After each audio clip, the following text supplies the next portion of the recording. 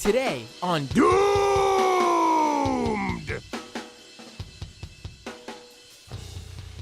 the Israel, Hamas, Palestine bad take complex just keeps on getting bigger. I wonder if the U.S. is funding.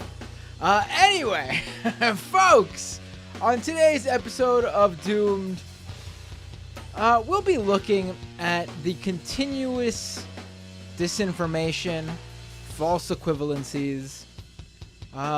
Overall, I guess, like it says in the title of the episode, bad takes that continue to roll out surrounding what's going on in Israel, in Gaza, in the West Bank.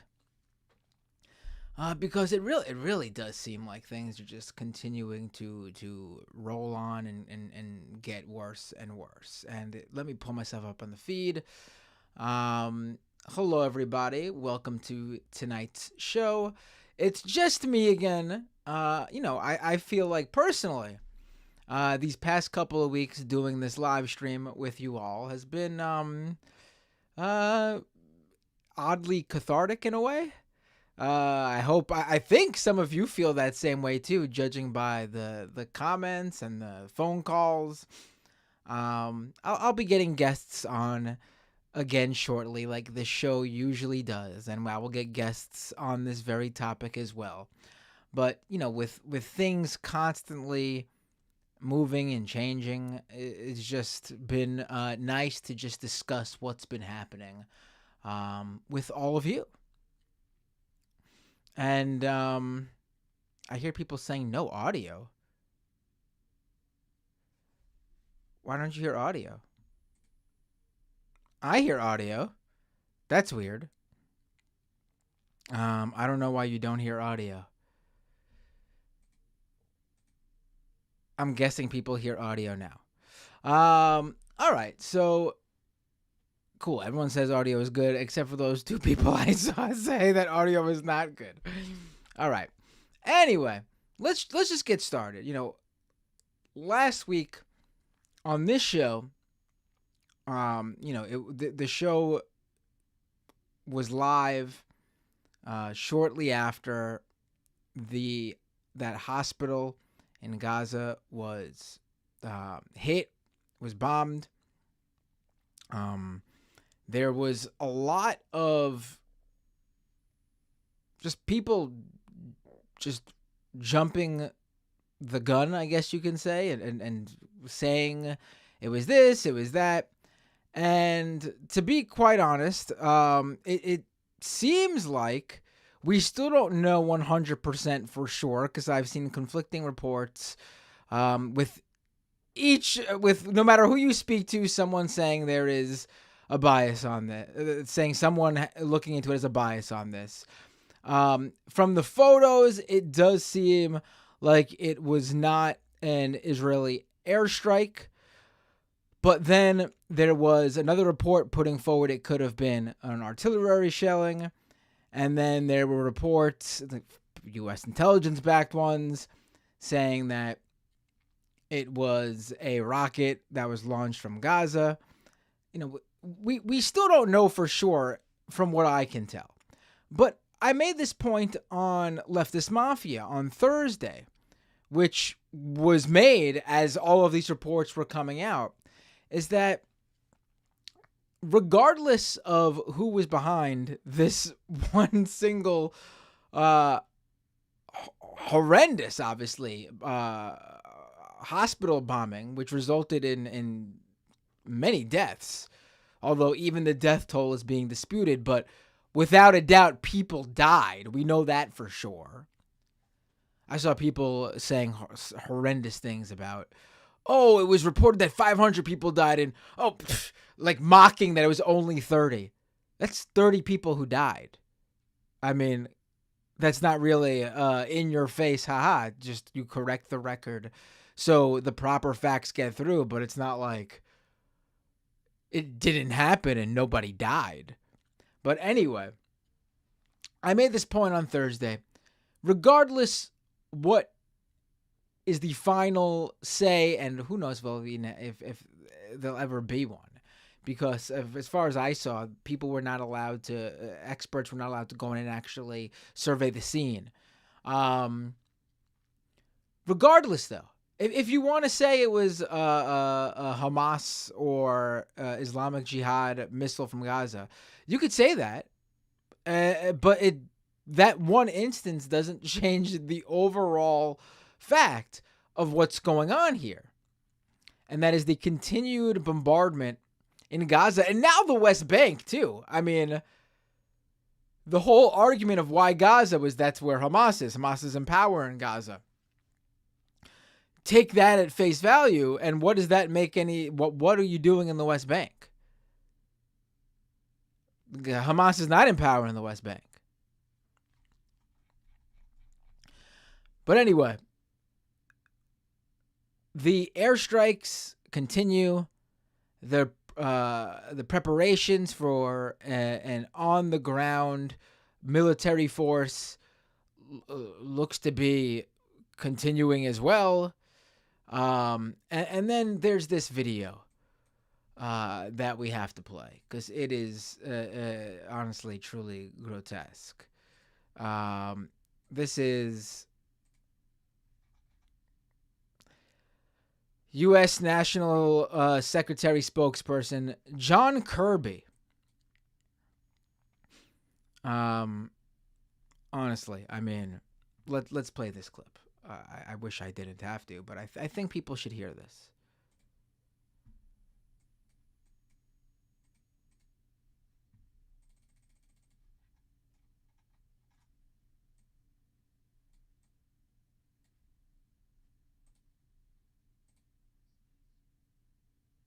Hold on, it's not playing. Hold on, let me fix it. I know what I did wrong. All right, here we go. This is war. It is combat. It is bloody. It is ugly, and it's going to be messy. And innocent civilians are going to be hurt going forward. I wish I could tell you something different. I wish that wasn't going to happen, but it is going to happen. And I mean, we don't. The U.S. government does not wish it didn't happen because the U.S. government has the ability to make sure it doesn't happen. Israel would not be doing this without the full backing of the U.S. government. Israel needs the U.S. For funding, for military equipment. In fact, literally without the U.S., Israel would not be doing this or would not be doing anywhere near this if they were doing some sort of activity. So no, it's not true. And war isn't some sort of natural disaster that's unavoidable like an earthquake or a hurricane. We can literally stop this. We can literally not do this. Like he's talking about it like it's an unavoidable end to a means or something like that. It's just something that's going to happen that we have no say in. And it's not true. It's not true.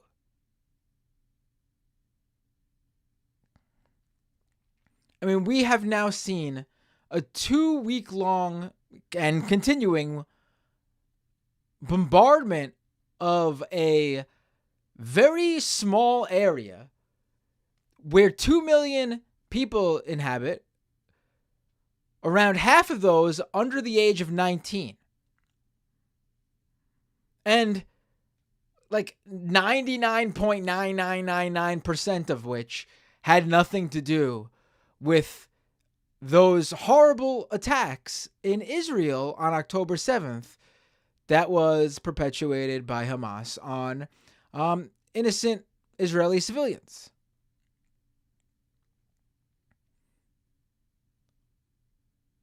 There is no excuse for acting like this is something that's inevitable. Because the U.S. has the full power to stop it. Let's continue. That doesn't make it right. It doesn't make it dismissible. It doesn't mean that we aren't going to still express concerns about that and do everything we can to help the Israelis do everything they can to minimize it. But that's unfortunately the nature of conflict. This is the nature of conflict. It's the nature of conflict, right? I mean,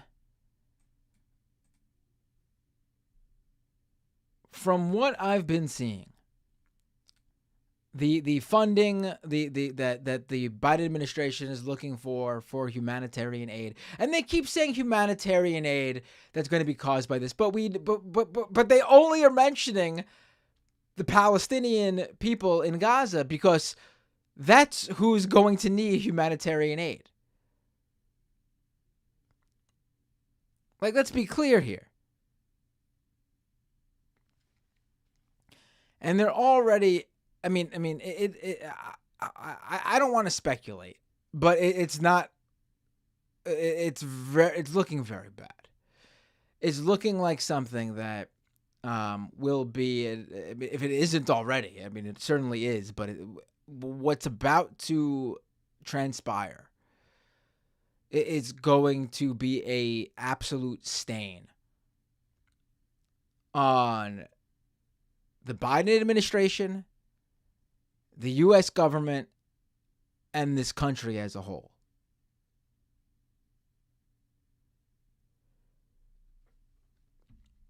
I mean, let's talk about the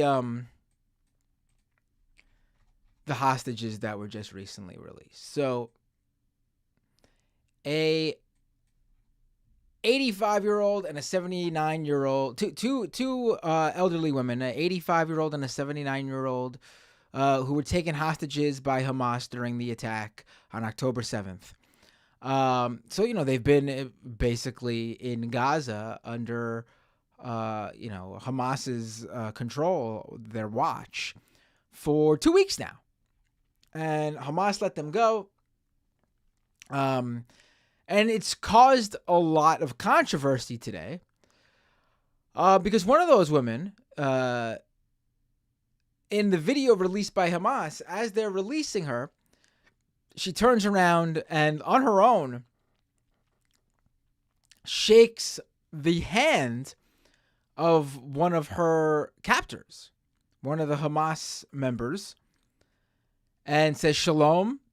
And then in a interview with press later on, she basically said that the beginning experience on October 7th, when she was taken captive, it was like enduring hell, and how she was beaten and she thought she was going to, die and her ribs were going to break. And it was horrible how she was treated. But then once she got into Gaza, she was treated very well. They took care of her. They gave her medicine, they gave her food, and they treated her well. And this has caused a lot of controversy today. I've seen people literally attack her for saying these things. This 85-year-old woman. I've seen people try to find meaning in all sorts of ways in what she was saying. And, I think it's, I think her words sort of speak for itself without having to try to contort her words at all. I mean, I said this from the very beginning that it seems like, obviously there were multiple different beliefs or agendas or goals, whatever you want to say, from the people who went in Hamas who did this.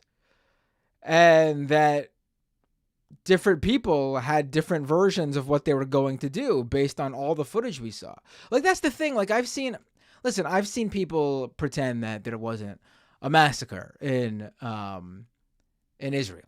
I mean, we've seen, are there some reports that have been unconfirmed, that has been shared exclusively by supporters of the Israeli government without any backing factually or whatever? I've seen some of that, but we also can't deny that there's been enough proof and evidence and photographic and videographic and eyewitness accounts of what happened. And there were some horrendous things that happened. People were killed. People were certainly killed. And you know my situation, my take on this. Those people were innocent. I'm sorry. If you disagree, I guess we'll just have to disagree on this. I've pointed out the example that this would be a different scenario, perhaps, if this was a defensive action for, let's say violent settlers showed up specifically to attack a Palestinian family and destroy their home right there on the spot, or evict them from their home violently right there on the spot, and they were doing a defensive action that resulted in deaths. That would be different, in my opinion. But this was people who were not taking part in anything. And you know my take on this. That, listen, just because you're there doesn't mean you understand or know the history. And you could call them ignorant or stupid even, or whatever you want to call them. But a lot of regular people just don't know the politics of whatever you're talking about. You could talk about bring up anything in the U.S., in the United States, in the UK, in Europe, wherever you want to bring it up. There are people who are ignorant of the history of where they are, and that doesn't mean that they deserve harm at all, let alone death. Sorry if you disagree. But I think the vast majority of people are on board with that. Now, so to me, it seems like that from the videos we've seen, there were definitely people in Hamas who carried out horrific acts. And then there were ones who we've seen video and eyewitness testimony of them going into a home, breaking in. It's a crime, but just breaking in and leaving, not the worst crime in the world. Going in, I'm sure the family living in the home was terrified, but they just would leave and didn't do anything to the family. And then we've seen video of people being captured and not killed. Again, hostage taking still bad, but hostages can be freed and live a life after being a hostage. Not so if you just outright kill somebody. So what I think is likely is that there are different people who did different things to this woman. People who treated her well and people who treated her bad. It's not like you don't need to parse her. And I've seen also reports that her husband is still held captive, obviously, which, I mean, that certainly could help her, try to say something in terms of not putting his life in danger. But then also she did, like I said, she did mention the bad experiences she had too. So it's not like she had a perfectly, sanitized response just for Hamas to hear. It seems like she told it exactly how it was. People treated her bad, and people treated her as good as you can treat a hostage, I guess. But then also on top of that, it seems like it's come out that she had done activism for the Palestinian people. She's someone sympathetic to their cause. Israeli leftists. I know they are not very representative in that country, but they do exist. I mean, really, that's who we should be, without a doubt, trying to embolden. Because it's with their help and support can anything really be done. I mean, I think voices coming from inside Israel calling for peace and empathizing with what the Palestinian people are going through are the most important voices you could possibly have, bar the voices of the Palestinians themselves. But like this whole idea that everything is so black and white is what we're trying to what people are trying to portray. And I think that contorts this woman's experience. And it also tries to paint things so black and white for people to just decide to just outright do what the mass killing we're seeing right now, because it's just people they're bad. I mean, it's just ridiculous. It's ridiculous. So, I think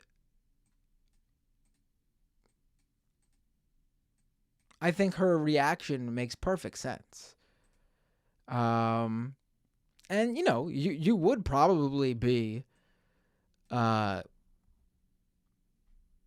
maybe the word isn't grateful, but that's one coming to my head, to the people who helped make sure that they're still obviously taking part in the hostage, holding you hostage, but we don't know who exactly was involved in caring for her. Could have been people with absolutely no power or say over her ability to be freed or anything like that.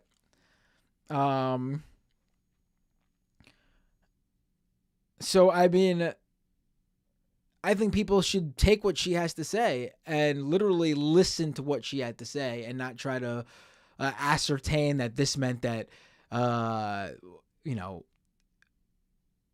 what Hamas didn't happen, because that's not true.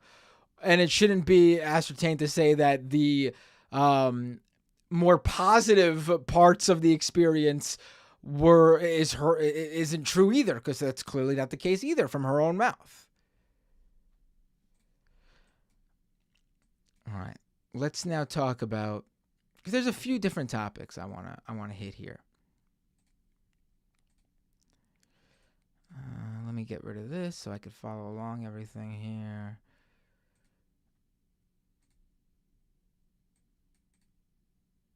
Oh my God, should I talk? Let's talk about this, and then we'll get back to the good news, I guess. Let's talk about this. So by now, you've probably heard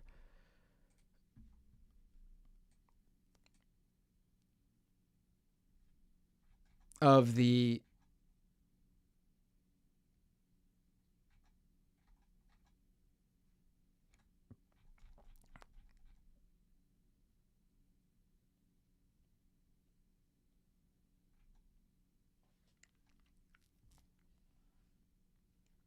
All right, let's pull this up.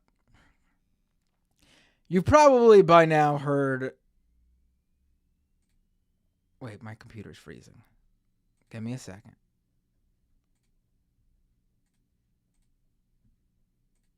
All right, I'll have to just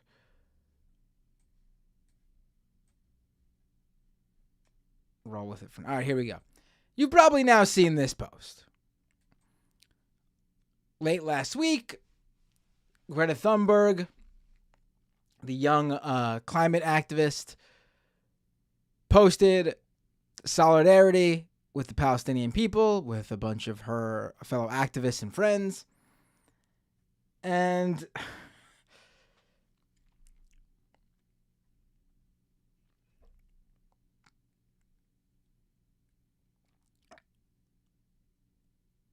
the immediate response was to focus on this little octopus stuffed animal that's in the picture next to her.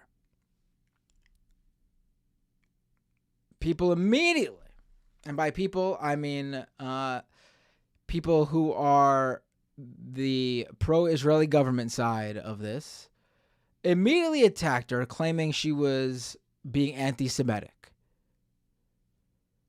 And I gotta say, as someone, I mean, you all know what I do on this show, as someone who's covered white supremacy, neo-Nazis, far-right groups, as someone who covers anti-Semitic conspiracy theories. In order to debunk all this, even I was at a loss. Because, let's be clear, the anti-Semitic trope that people were pointing at was never an octopus.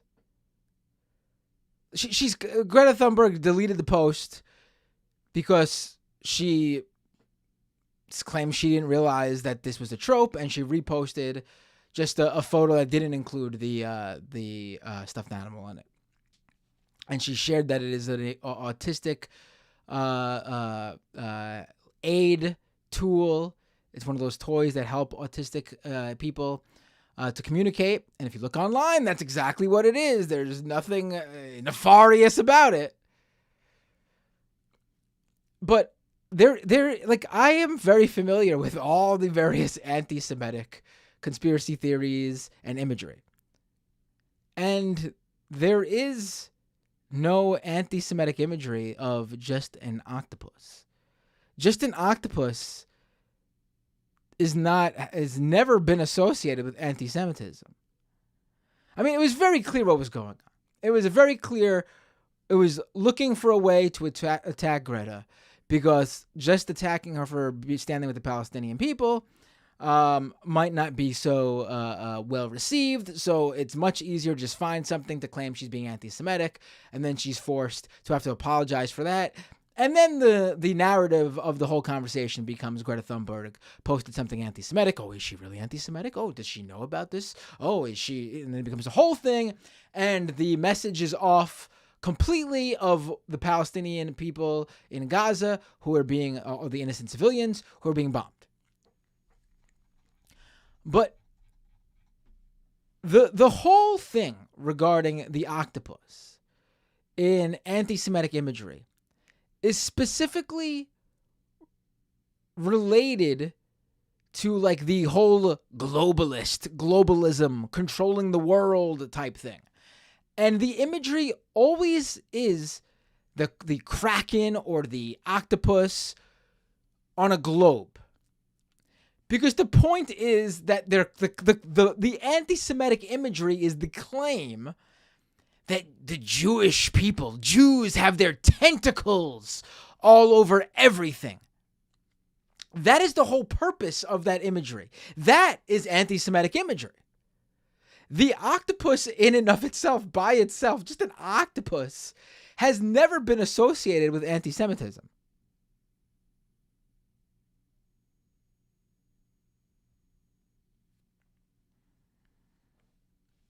I mean, it honestly really does detract from real cases, and there's plenty real cases of anti-Semitism, to just claim that anyone who supports the Palestinian people or supports a free Palestine, and I'm sick and tired of people saying, what does a free Palestine mean? At the very least, how can you say that and claim that's anti-Semitic, that it means whatever you want to think it means, when we know for a fact that the majority of the West does not even view Palestine as a country? Gaza and the West Bank aren't viewed as countries. They're occupied territories. So if you're asking to free Palestine, at the very least, the call is that people in Gaza and the West Bank have agency over their lives, that they're not controlled by another country's government, that they do not have a vote, they don't vote for, that controls everything about their lives, that controls what goes in, what goes out, whether they go in or go out. I mean, how like, it's ludicrous. It's ludicrous.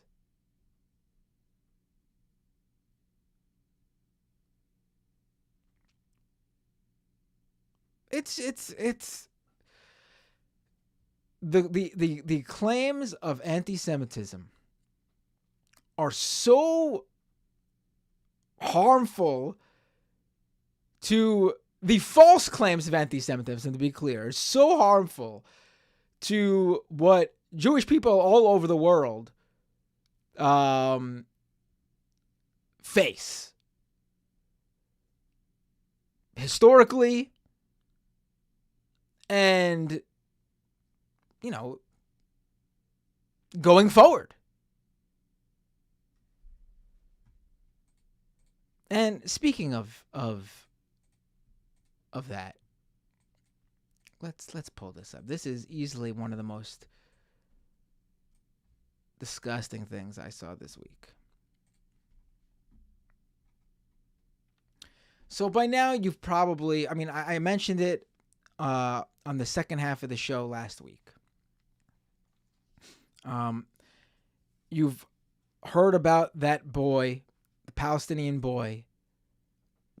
American boy, right here on U.S. soil, who was stabbed 26 times by his landlord, who he had a previous relationship with. The landlord was friendly to the family, but the landlord saw what was going on in Israel and Gaza, was consuming right-wing media, and became hateful towards Palestinians, and decided to go out and kill the Palestinian family who lived in his building. He injured the mother, stabbed the boy 26 times, killing the boy. And now there's another unrelated story concerning a Jewish synagogue leader who was killed, found stabbed outside her home in the Detroit area. Now, this is the response we saw online. These are just two examples.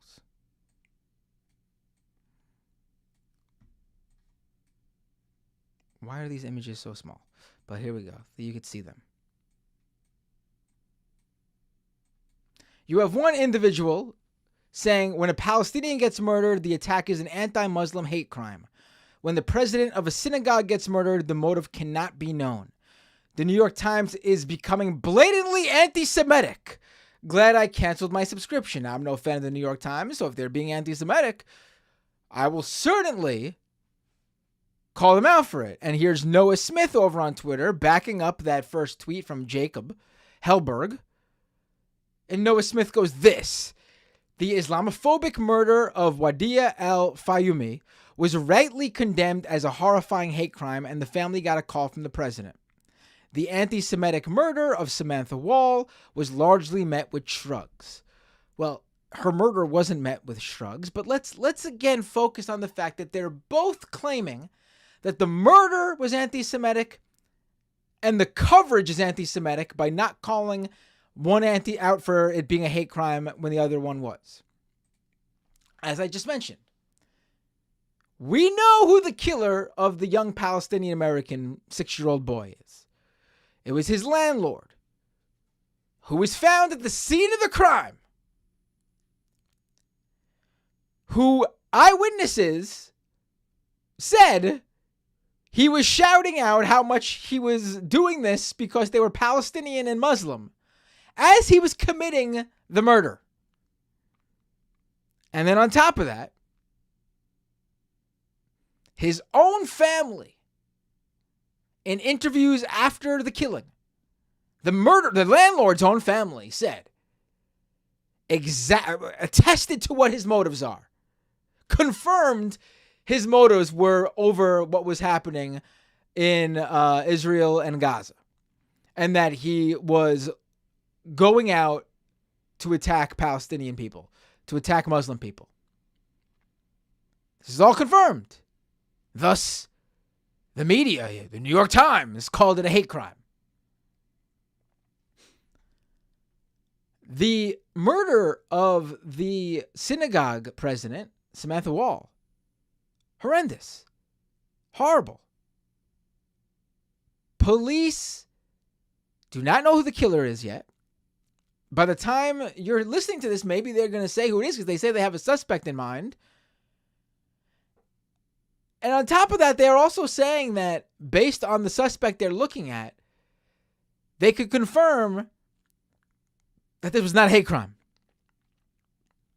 It was not because she was Jewish.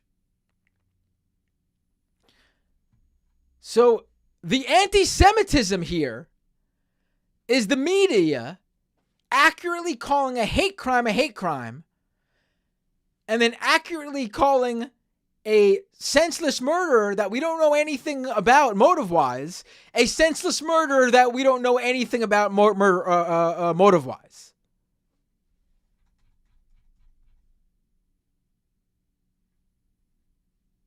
It is unbelievable. Unbelievable that it's being called anti-Semitism to accurately report what's going on. It's anti-Semitic to not it's anti-Semitic for the media not to give bloodthirsty people, because that's what this is, someone to focus a group of people to focus their rage on, so people go out and commit retaliatory acts against them. Because that's what this will become. I mean, it already is. The Palestinian boy we're discussing right now.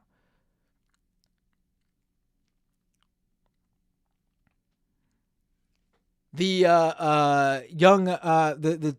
two Arab men who were in Brooklyn who were attacked by a group of Israelis. And then on top of that, there's been a number of reports of people doing and saying anti-Semitic acts, graffiti on homes, harassment, things like that, too.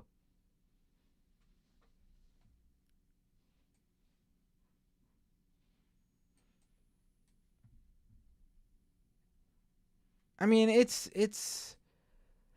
I feel like I'm going crazy. I feel like I'm going crazy. I feel like here I am, really taking great care of the words I use, because words matter.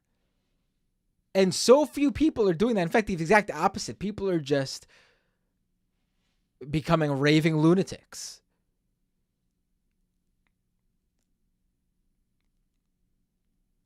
But even then,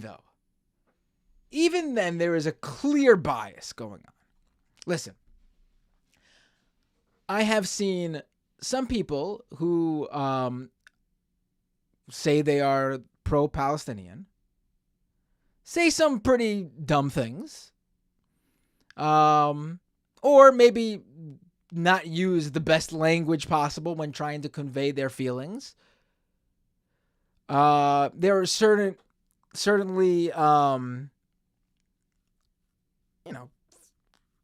I've certainly seen people blame Jewish people, blame the Jews, which is stupid, and don't do that. And I know none of my audience does that, but if you're listening to this and aren't part of my regular audience, don't do that, because that is anti-Semitic. But I will say, the vast majority of the people who do that sort of thing, I'm not saying don't call it out, but the vast majority who do that sort of thing are honestly like the people who are just powerless, young people who just, obviously young people say dumb things sometimes. I mean, you see this because the focus is entirely on what's happening on college campuses, like right-wingers always focus on. It's literally like the absolute, like, the lowest hanging fruit to go after.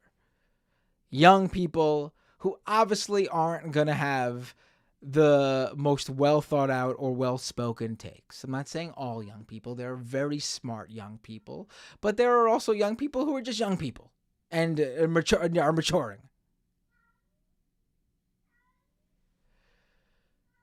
But then the people who were saying the opposite of that on the pro-Israeli government side, they're people in power. These are people, these are like massively funded presidents of organizations who are literally out to ruin college students' lives. And I should mention the conflation between, like, the few people who say something stupid, and then like the actual well-reasoned pro-Palestinian takes often result in those well-reasoned pro-Palestinian takes being the ones to receive the blowback. And I will submit to you two very good examples right now.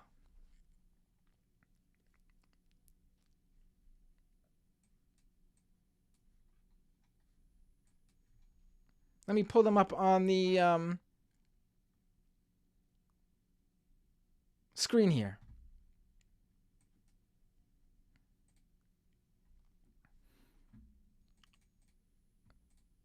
So, Michael Eisen tweeted out yesterday, I have been informed that I am being replaced as the editor-in-chief of eLife, which is a research journal, a scientific research journal, for retweeting a Onion piece that calls out indifference to the lives of Palestinian civilians. What was his tweet? Did he say something stupid or or not well spoken? No. He shared an Onion post where the headline is, Dying Gazans criticized for not using last words to condemn Hamas. And he added, the Onion speaks with more courage, insight, and moral clarity than the leaders of every academic institution put together. I wish there were a The Onion University. There is zero wrong with what he posted. Absolutely nothing wrong with that tweet. He's not saying anything anti-Semitic. He's not attacking Jewish people. He's pointing out the ridiculously biased... First of all, he's pointing out the Onion's pointing out of the ridiculous biased media coverage that was still is literally called... I mean, I've seen it myself. An interview with a Palestinian family who just lost family in Gaza. And the first thing they asked them, do you condemn Hamas's actions? I've also seen someone ask a Palestinian family, did you know Hamas was planning October 7th? Are you fucking kidding me? This was a real thing that was happening. Pointing this out isn't even criticizing the Israeli government. Pointing this out is literally criticizing the media's coverage of what's going on. So this is what I mean. Are there a few dumb voices out there? Of course. Are there a few actual anti-Semitic voices out there? Of course. Those people are completely powerless. And the whole point is to stifle. You want to blast those people, by all means. If you want to just call those people out, by all means. But that's not what's happening here. They're being used to conflate. The whole situation's being used to conflate those horrible opinions, those anti-Semitic opinions that are out there, which is in the vast minority, with people who are speaking out against the atrocity that's happening in Gaza being perpetuated right now by the Israeli government. There is nothing wrong with this Michael Eisen post. Nothing at all. And he's not the only one.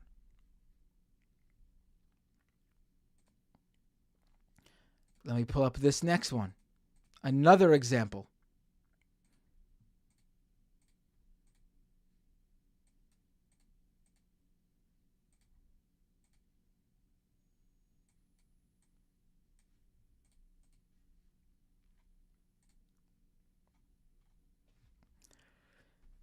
Patty Cosgrave, had to resign as head of the Tech Conference Web Summit and had to issue an apology, even after resigning, for the following tweet. I'm shocked at the rhetoric and actions of so many Western leaders and governments, with the exception in particular of Ireland's government, who for once are doing the right thing. War crimes are war crimes even when committed by allies and should be called out for what they are. There is nothing wrong with this tweet. In fact, it's the fucking official UN's position on this whole thing. The UN is consistently right now issuing like not so very subtle, like, I'm talking to you, Israel. I'm talking to you, Netanyahu and the Israeli right-wing government. The UN literally putting out statements like this.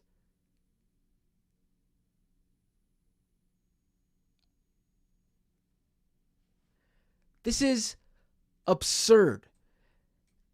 And this is why I don't spend a minute on focusing on some dumb fucking college kid saying something stupid on some campus somewhere. Because they have no say, they have no power. And whatever stupid thing they're saying is just being used to conflate it with pro-Palestinian positions, with pro-Palestinian people positions, with pro-innocent civilian positions, with criticism of Israel's far right-wing government, and then using it to punish people for the most basic things like saying Palestinian people are humans too.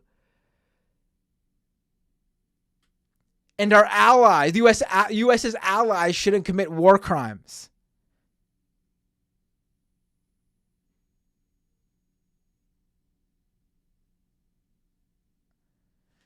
There's no equivalent going, and I've seen people like Barry Weiss, which is no.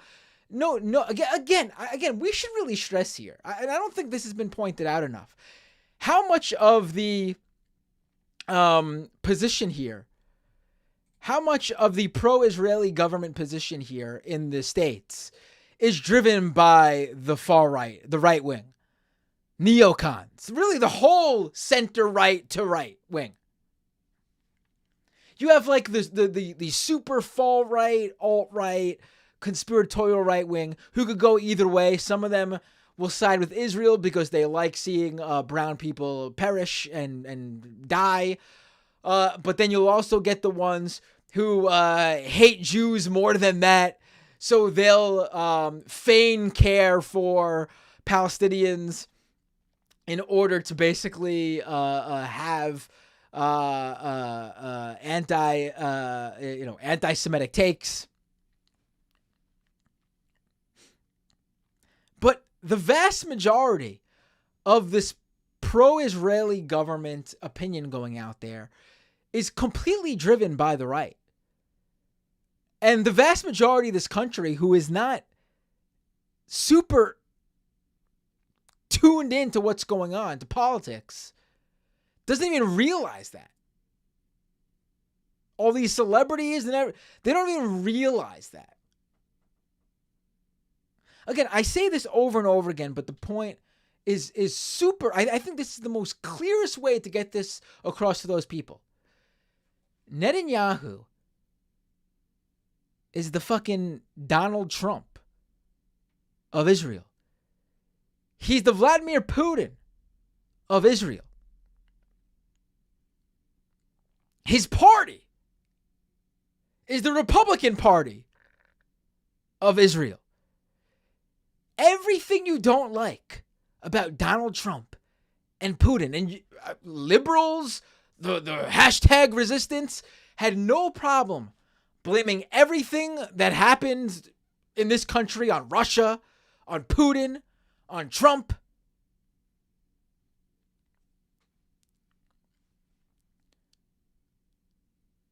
This is the same thing here.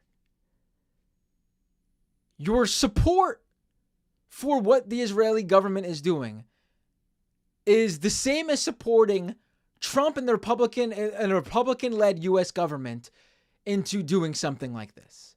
It's the equivalent to supporting Putin and the Kremlin doing something like this. Oh, wait a minute. It is happening in Ukraine. It is the equivalent.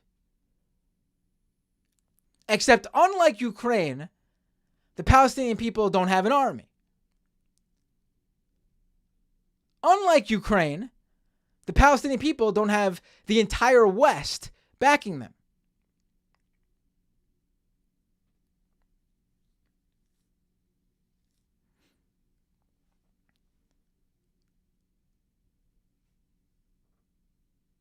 It's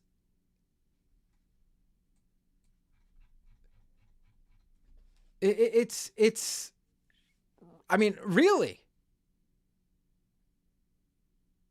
unbelievable here. And the focus, I should make this clear too. The focus should be right now on freeing those innocent hostages. That's what the complete focus should be on. But it's so clearly not. Because you wouldn't airstrike entire neighborhoods where the Israeli government's position is they're airstriking where they know Hamas is.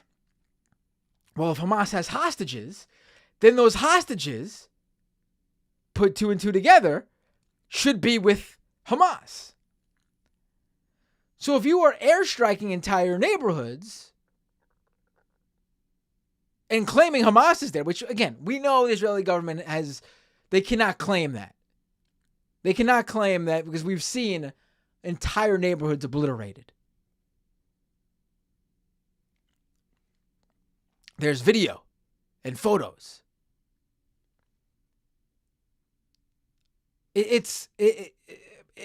How can they ensure they can get all the hostages out safely if they are bombing potentially where these hostages may be?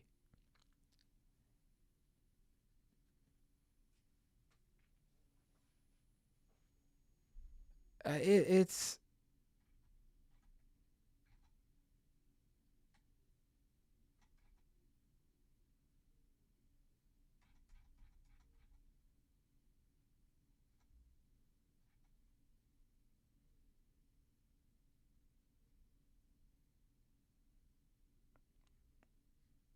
like, oh, and back to what Barry Weiss was saying.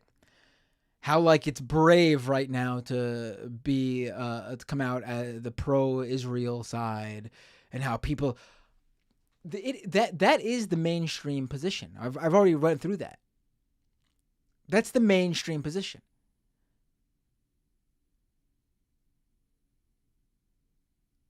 Believing what the IDF says 100%, even though there have been multiple instances historically of them lying and then coming out later and admitting to it.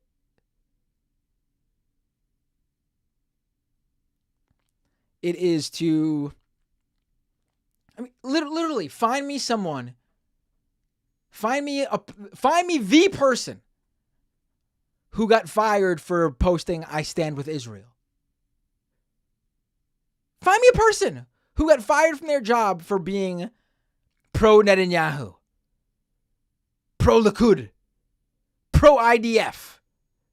Find me someone who got fired for calling Palestinian people barbarians, animals, calling them Hamas, calling all Palestinian people Hamas, cheering for the deaths of innocent men, women, and children.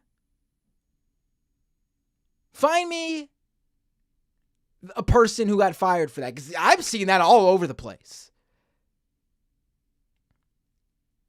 You don't got to go to a college campus to find that.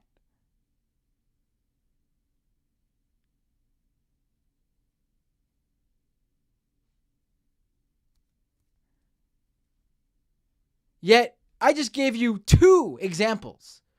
One where someone just said war crimes are war crimes, even when committed by our allies, and they should be called out. The official the official current position of the UN. He got fired. And then another individual who retweeted a Onion post calling out the media coverage of this. Not even a criticism of Israel. And he got fired from his job. And you're going to see it more and more and more.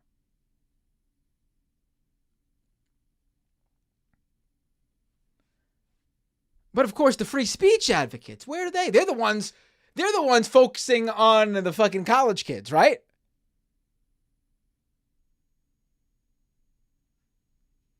Where are they for these two guys? Because they're conflating. They're the ones doing the conflation.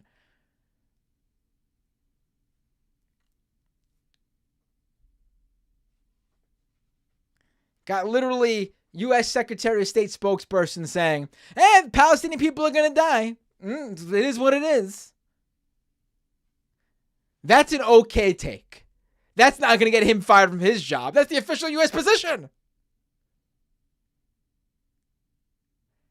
War is war. Palestinian people are going to die. That's okay. That's fine and dandy. But calling out the media coverage or saying what the Israeli government's doing is the equivalent to a war crime, that apparently is a fireable offense.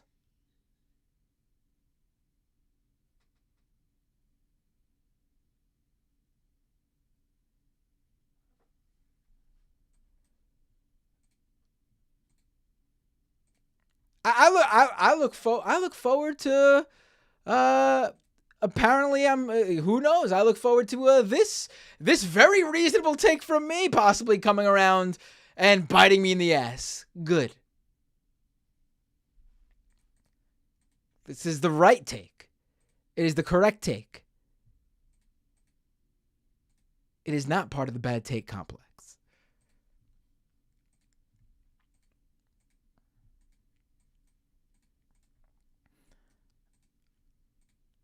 And then you got these buffoons.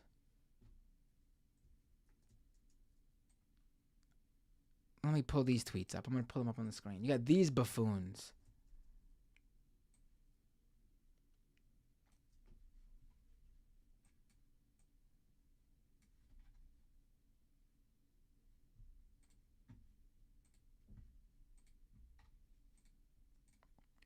You know, I said this from the very beginning. I mean, I've said this for years. Michael Brooks on the show with me on the Majority Report has been, you go back 10, whenever we started on the Majority Report, was it 10? Geez, over 10 years ago. This was the take Michael Brooks had. It's the same thing here. This whole situation is not complex. It's super simple. It's super clear. It's all about who has the power here and how it's not symmetrical.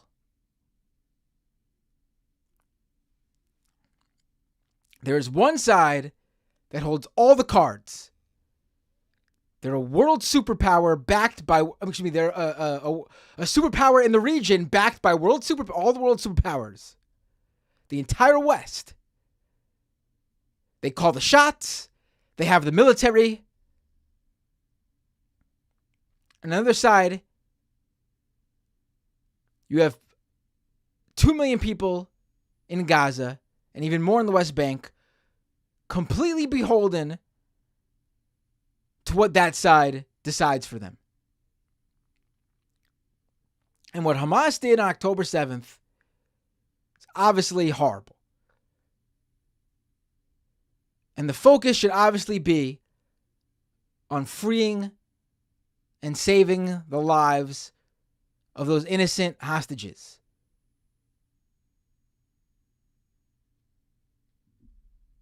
But one side has all the power here. to decide how many more die.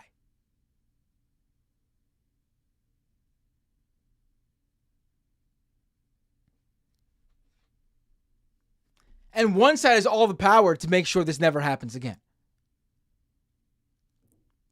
Because Israel could take out every single member of Hamas, which is not going to happen. But they could, in this fantasy scenario where they're able to do that, because, we were so successful in taking out every member of Al-Qaeda, the Taliban, ISIS, of course, they don't exist anymore, these groups, right? They could take out every member of Hamas. If the conditions continue as is or worsen there, like we're going to see, a new Hamas will replace the old one. It might not be called Hamas.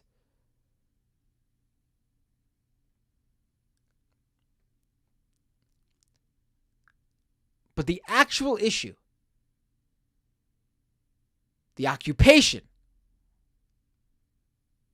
is not being dealt with.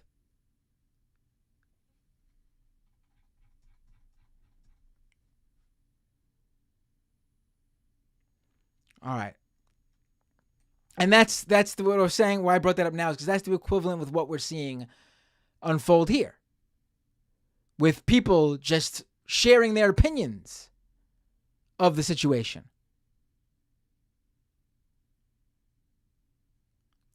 On one side, you have the people with all the power, the institutions, the organizations, literally the Biden administration, the U.S. government, Western governments all over the place. They can say whatever they want. Individuals can say whatever they want. Call an entire people animals, dehumanize them. No blowback. No one loses their job. Nothing of the sort. On the other side, you have individuals who call to attention the plight of innocent Palestinian people, the vast majority of the people in Gaza, and they get fired from their jobs, their livelihoods taken away from them over that opinion.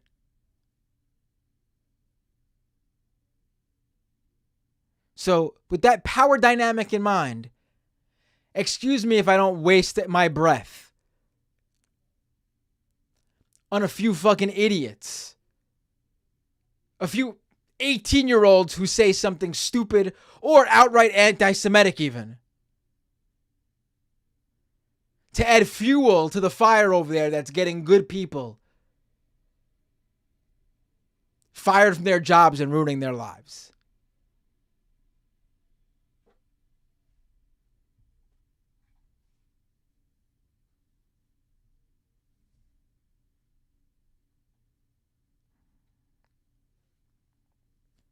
You see someone say something stupid at a rally, online, in your group, call them out on it. Call them out on it. But I'm not going to publicly focus on what's going on college campuses, no more than I do for any other issue. But the conservatives and the right wing love to do that because they know they could focus their ire on people who are still forming opinions, who say stupid things, and then use that to conflate that with legitimate opinions from well-reasoned individuals to demean what they have to say. And then also punish them too for wrongthink. Their favorite words, right? The free speech warriors. This is that playing out right now for real.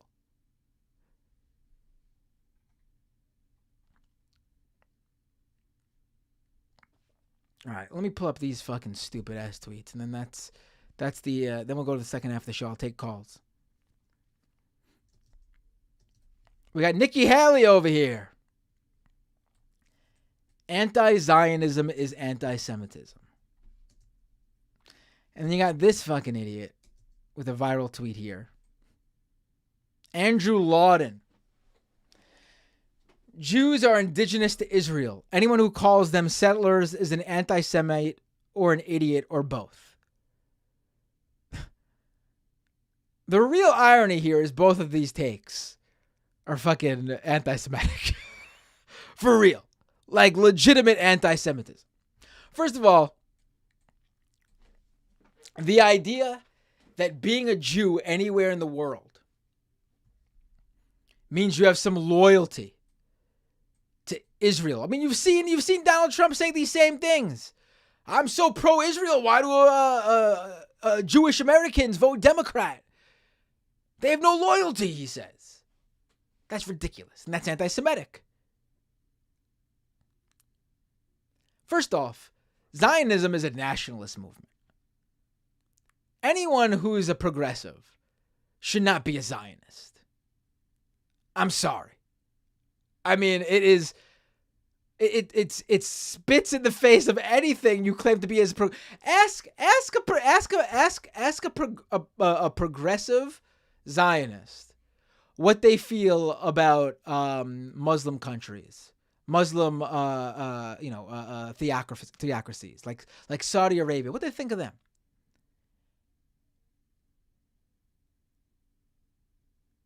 States should not be ruled by religion. A tenet of anyone to the left of center should be government should be run democratically,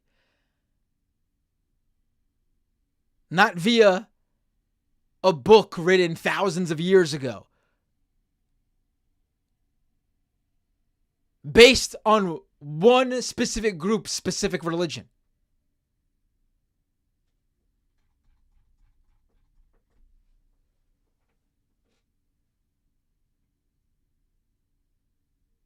Zionism is a nationalist movement.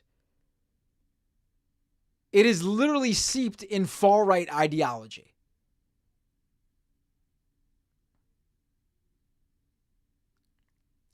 Jewish people should feel safe to live anywhere. Muslim people should feel safe to live anywhere. Any and all people of religions and non-believers alike should feel safe to live anywhere. The idea that we need to create this sort of, it's seeped in right-wing ideology. So anti-Zionism is anti-Semitism? No. And then let's take this other one. Jews are indigenous to Israel. Anyone who calls them settlers is an anti-Semite or an idiot or both. That is the fucking stupidest thing ever. That somehow is even stupider than Nikki Haley's stupid point. I am an Ashkenazi Jew.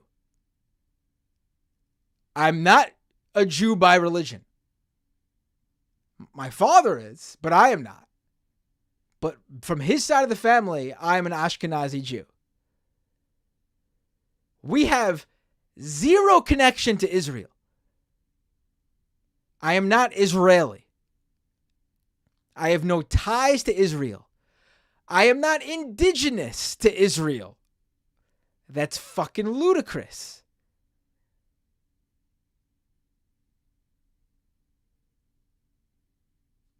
Ashkenazi Jews are from Central Europe. That side of my family came from what was then known as Prussia. There's Sephardic Jews. Jews who came from Spain. They are not indigenous to Israel.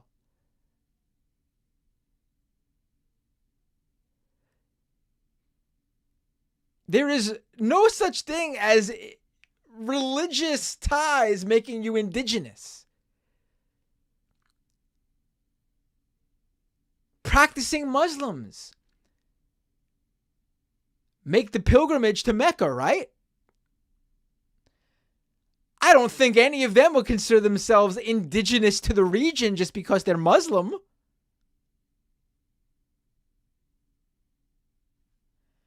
That is so fucking ridiculous.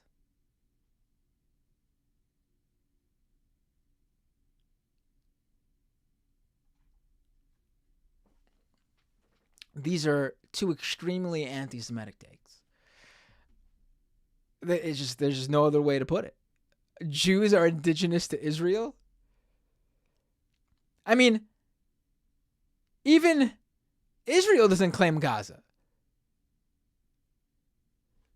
So even by this guy's own take, though, the continuing expansion of settlements into that area, by even his definition, though, because he doesn't know anything, because he's clearly a fucking idiot, would make those people settlers.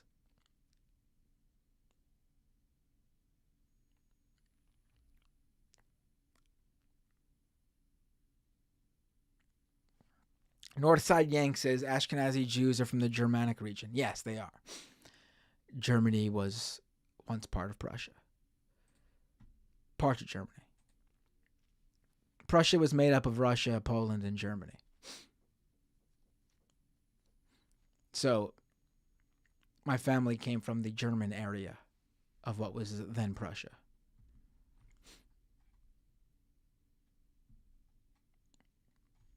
But I don't believe we had anyone living in what was known as Germany at any point.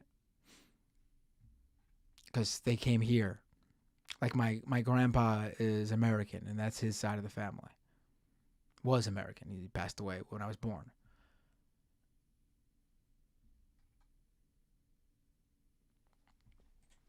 I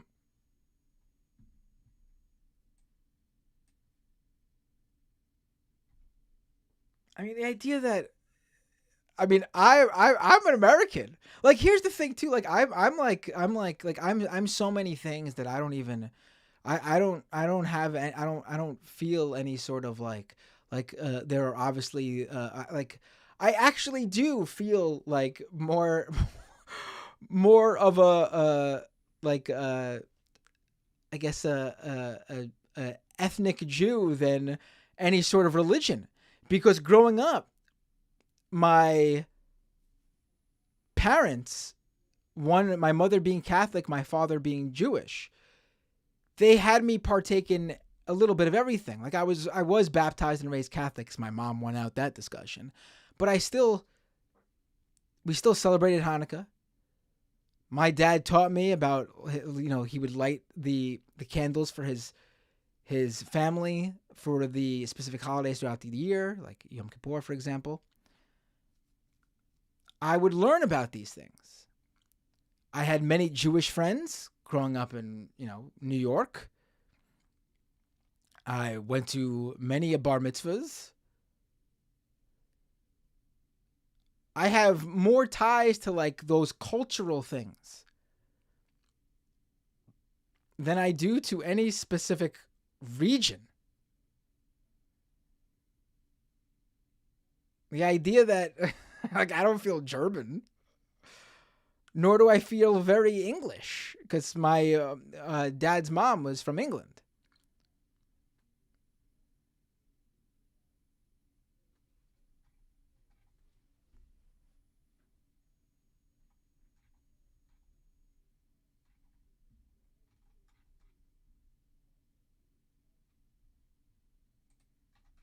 And growing up, I did tell people I was Jewish, because that's how I understood myself to be.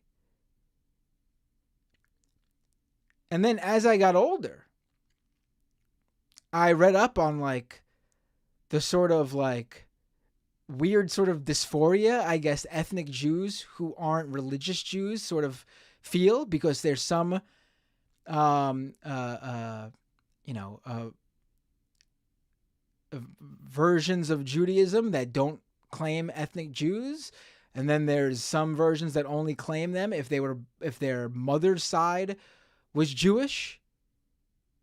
And then there's some that says they're ethnic Jews or Jews, period.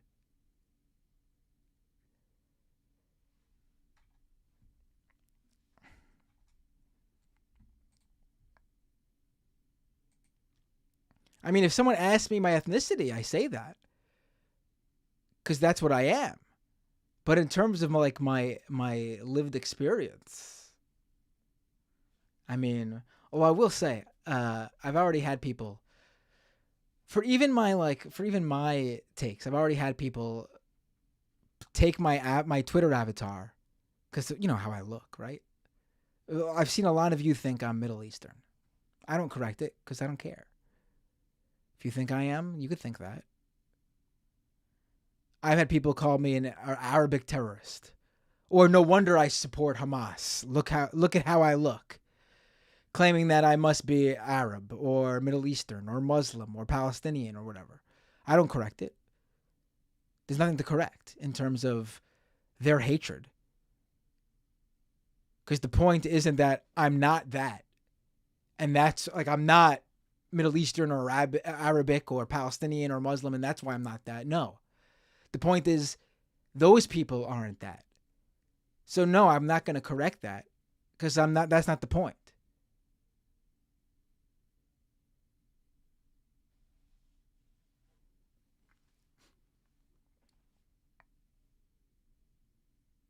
Like, I mean, you know, a lot of people think I'm who knows what. It is what it is. If you want to know, I'll tell you. I've told you guys before. I'm Italian. I'm English. I'm Prussian. I'm Ashkenazi Jew. That's about it. But it's a mix. It's a mix. And so it gives me this sort of, I guess, ethnically ambiguous look, people have said.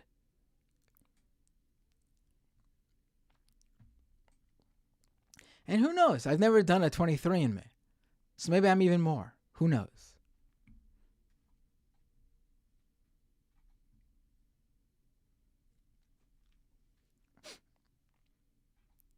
All right, folks. Let's go to the second half of the show.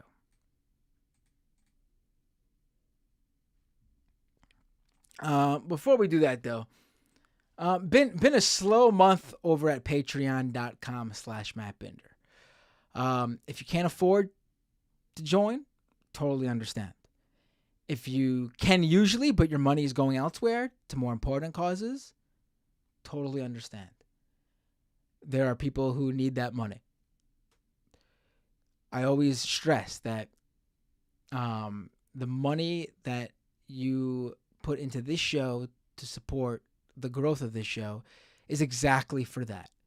I would like to make this my full-time thing. It is not. It's not close yet, but I do have a full-time job. So I'm not dependent on this money to pay my rent or to live. It certainly helps, but I'm not dependent on it. But this money does help me continue to grow the show and hopefully get to a point somewhere in the not so distant future where it can be my full-time thing and I can put out more content, maybe even daily content depending on where we get with it. And with that said, patreon.com/MattBinder. Brandon V, thank you so much for joining in the past week. Really appreciate it. If you could, please join.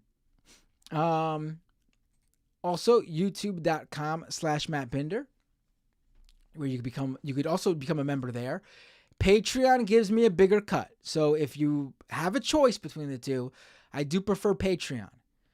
But if you just consume the live stream, want the emoticon, whatever it's called, benefits in the live chat, I get it. Feel free to drop the membership at youtube.com/MattBinder. And if you don't want that monthly membership and just want to give a one-off, you could drop a super chat as well, and I'll read your super chats in the second half of the show.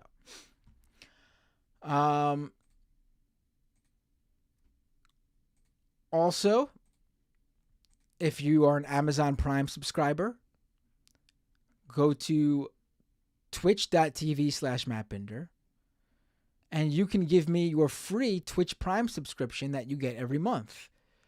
It's a free for you paid subscription to me via Twitch.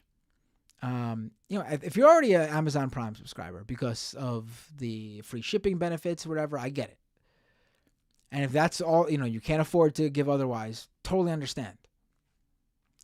But you get that free Twitch Prime subscription every month. If you're not giving it to another creator you support, then throw it my way. Could follow me on Twitter, Blue Sky, Mastodon, Threads, Instagram, wherever. Just search Matt Binder. You'll find me. We're going to go to the second half of the show where I'll open up Skype and you could call in. The call-in line is just search Doomed Live over on Skype. And you can call into the show. Just click that button when you see Doomed Live, and I'll take your call as they come in.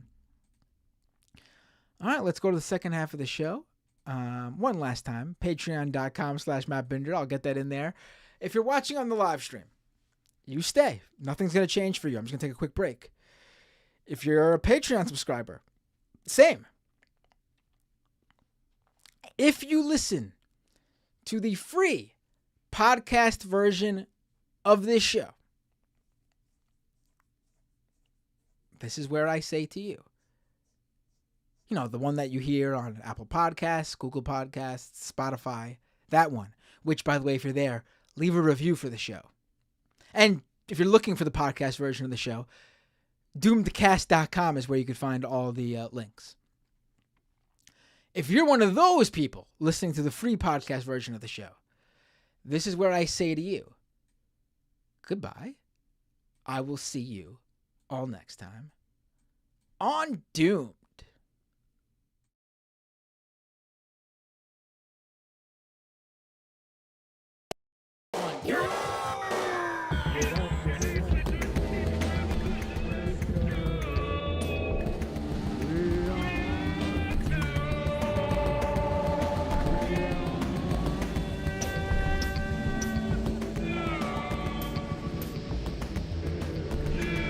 Ecological collapse, corporate fascism, corporate journalism, police brutality, voter suppression, austerity economics, educate the masses, rampant homophobia,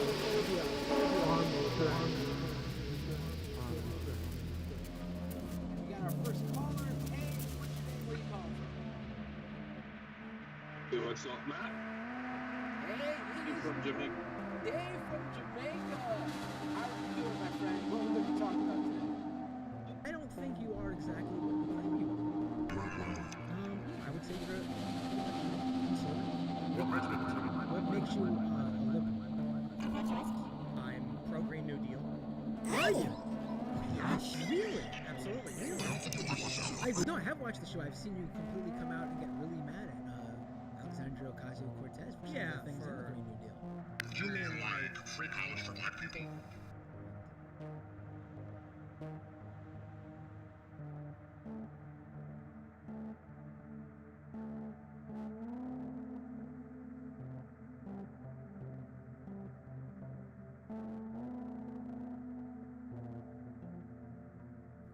All right, we are back on the show. Phone lines are open. Anyone could call in. You know how I roll. I take calls from anyone and everyone. In fact, you know I love specifically taking calls from people who disagree with me. It is my favorite thing on the planet. All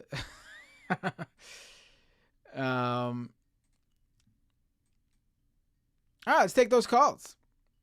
Got a few coming in right now. I'll take them. Oh, I went to grab it, and I think I hung up on somebody.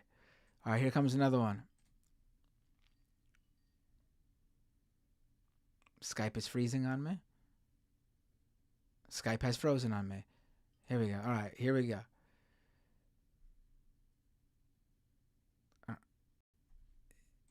Hey, what's your name? Where you calling from?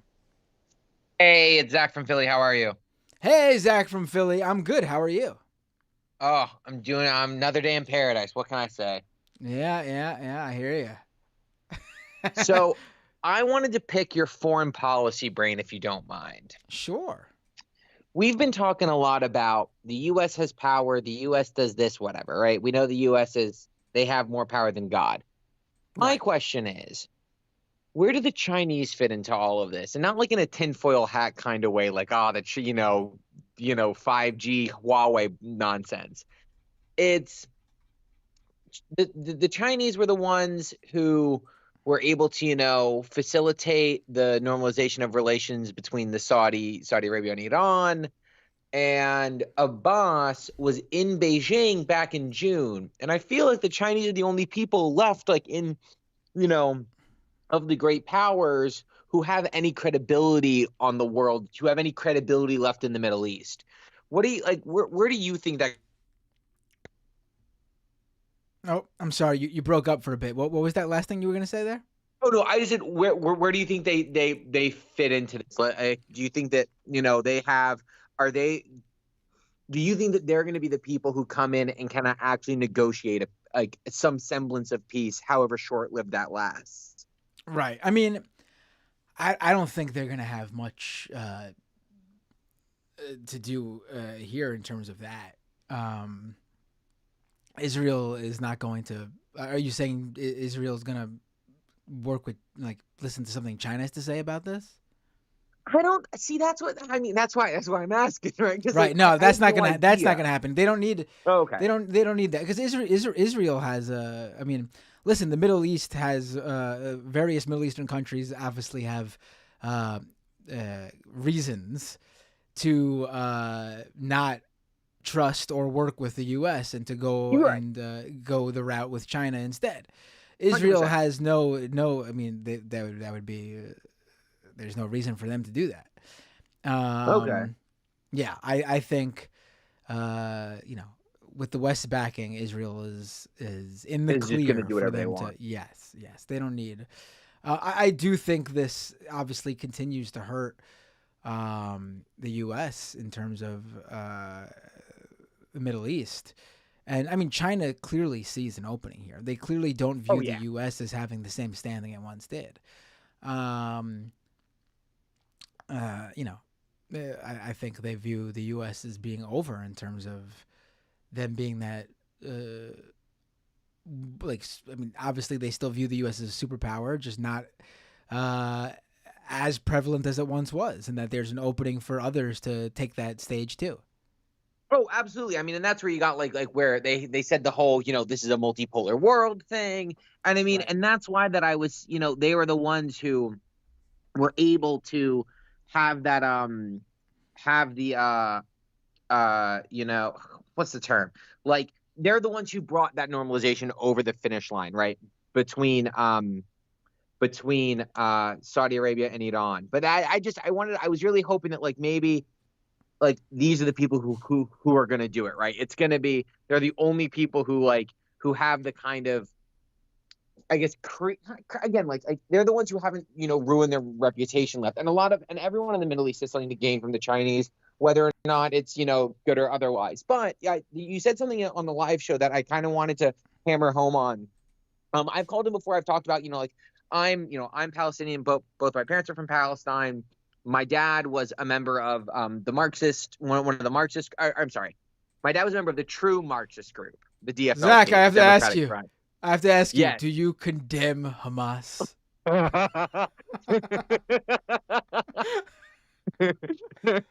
Of course I do. Are you crazy? Who am I?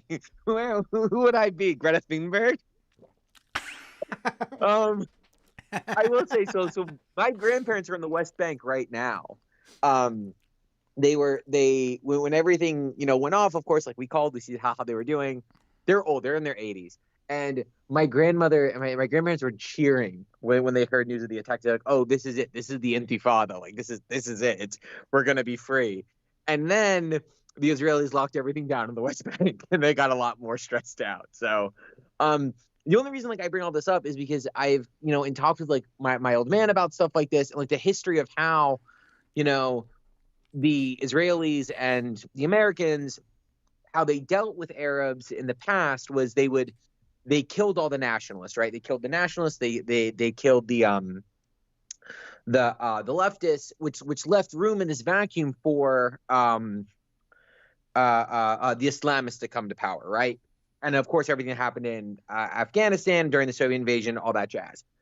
And the idea that the destruction of Hamas would lead to a more kind of a more radical successor has already happened, right? That's where you get the Islamic Jihad from. There was a I don't know how big of a Chapo head you are, but they had an Al Jazeera reporter who I really, really like, and his name is Mohammed Al Salafin, and he talked a lot about how where Hamas is becoming like they're being almost pushed. I don't want to say rightward, but more to like to action, or from these groups that are springing up kind of in the absence of their action, because Hamas was always Hamas has been fairly tame, for lack of a better yes, word. and that's the reporting I've read from the region, like from reporters there, explaining how for the past like decade, maybe even two, Hamas has been fairly tame. Even the Israeli government had lines to individuals in Hamas who they knew they could count on to call for information or to coordinate whatever. Yeah. And then the problem is when it's because the situation in Gaza is just so bad, it's so scary, it's so dire. Hamas was always, we're going to resist, we're going to do something. And in their inaction, it led to groups like Islamic Jihad to rise and to then plan and execute some of these attacks and start gaining prominence. You can see the same stuff happening in the West Bank with the people, they're called the Lion's Den. It's just this young group of guys from Jenin who just would go out and just kill soldiers and kill settlers, and like those random attacks that were popping up, and they would claim responsibility for it. But I guess kind of the long way around this is that without peace, right? There's no, without a lasting kind of solution, this can only get worse, because there's everybody in Palestine. I don't care if you're, those lunatics in Fatah who just don't do anything and they get fat off, UN subsidies they don't share with anyone, or the people in Hamas who all they care about is, how many dead Israelis can we count? It's only in their vacuum, it's only going to be filled with people who are just desperate to do anything. I think I heard it may have been majority report, but that's exactly what, not to cut you off, so keep that thought in mind. I want to hear it. But that's exactly what I've been saying. Like the idea that this all started October 7th with Hamas is just ludicrous. Because this does not obviously justify what they did, but you need to understand, in order to stop it in the future, why people do what they do. People do horrible things for good or bad reasons all the time. The point is, you need to understand those reasons so you can do whatever you can to make sure this doesn't repeat. And exactly. I said just earlier in this show, if Israel actually somehow took out every single member of Hamas, and Hamas no longer existed by the sense that there were no more Hamas members living and breathing, the situation would not be solved if everything remained how it is right now, because the situation is there for a new Hamas or some other even worse organization to rise up in its place. Exactly, and that's you're seeing with this Islamic Jihad. But what I mean, and where I was going was that this idea that and I don't remember who said it, but there's the generation that lives in Gaza now, right? There's half those people under the age of 18 or 19. They only know this, right? The last time that they saw even an alternative to the violence was that return march I think it may have been almost 10 years ago now, where where they were marching peacefully and then the Israelis were just shooting them, right? They were talking about claiming kneecaps. And so they've only known this life of kind of, And on top of that, they only know that this is what's coming this is what it's going to be like in the future. Exactly. There hasn't been any discussion of any sort of one-state, two-state solution, any sort of thing in decades.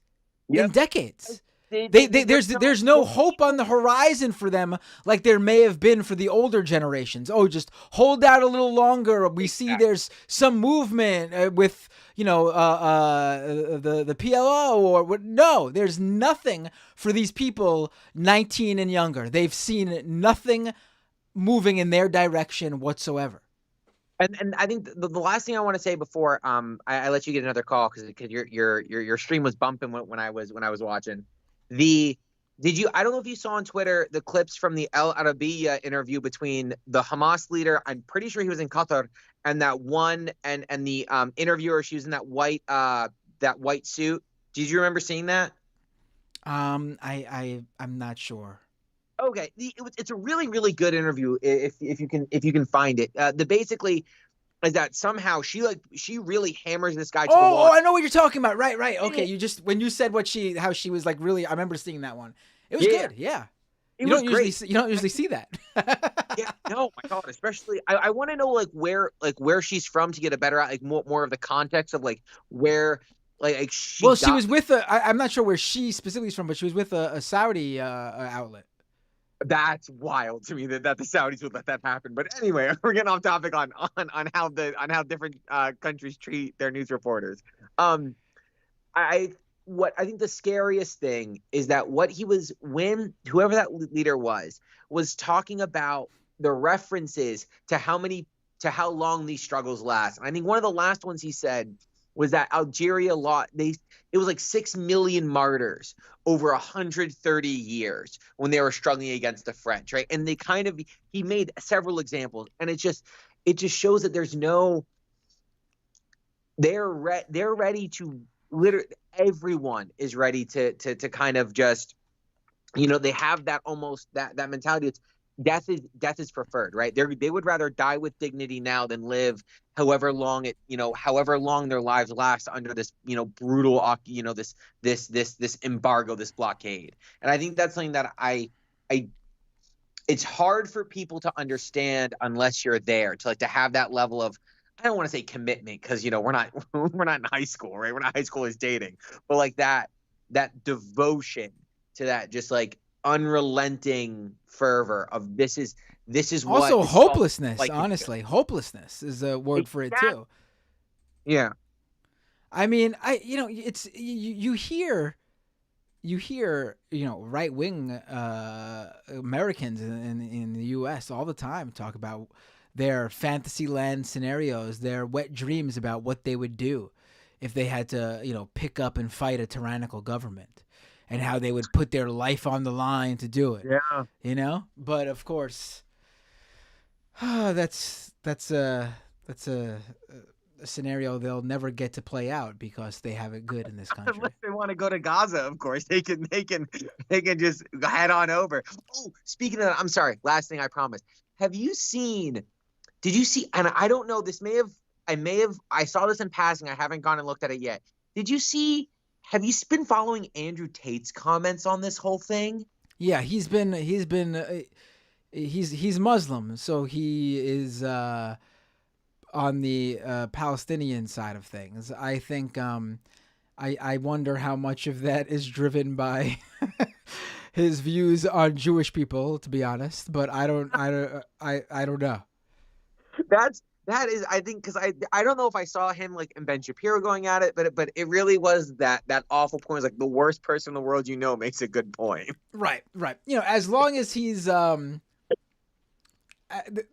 putting pro-Palestinian comments out there and not anti-Jewish comments out there, I think he's there. That's all you can do about it. I will say people shouldn't share these people. People on the left, people on the pro-Palestinian side should not look at this as a way to make inroads with the right, because they are not in this for the same reason that you are, for the most part. No. There's no handshake meme here. There was the only thing I think, though, I was talking to my family, my aunt about this. She's really politically inclined.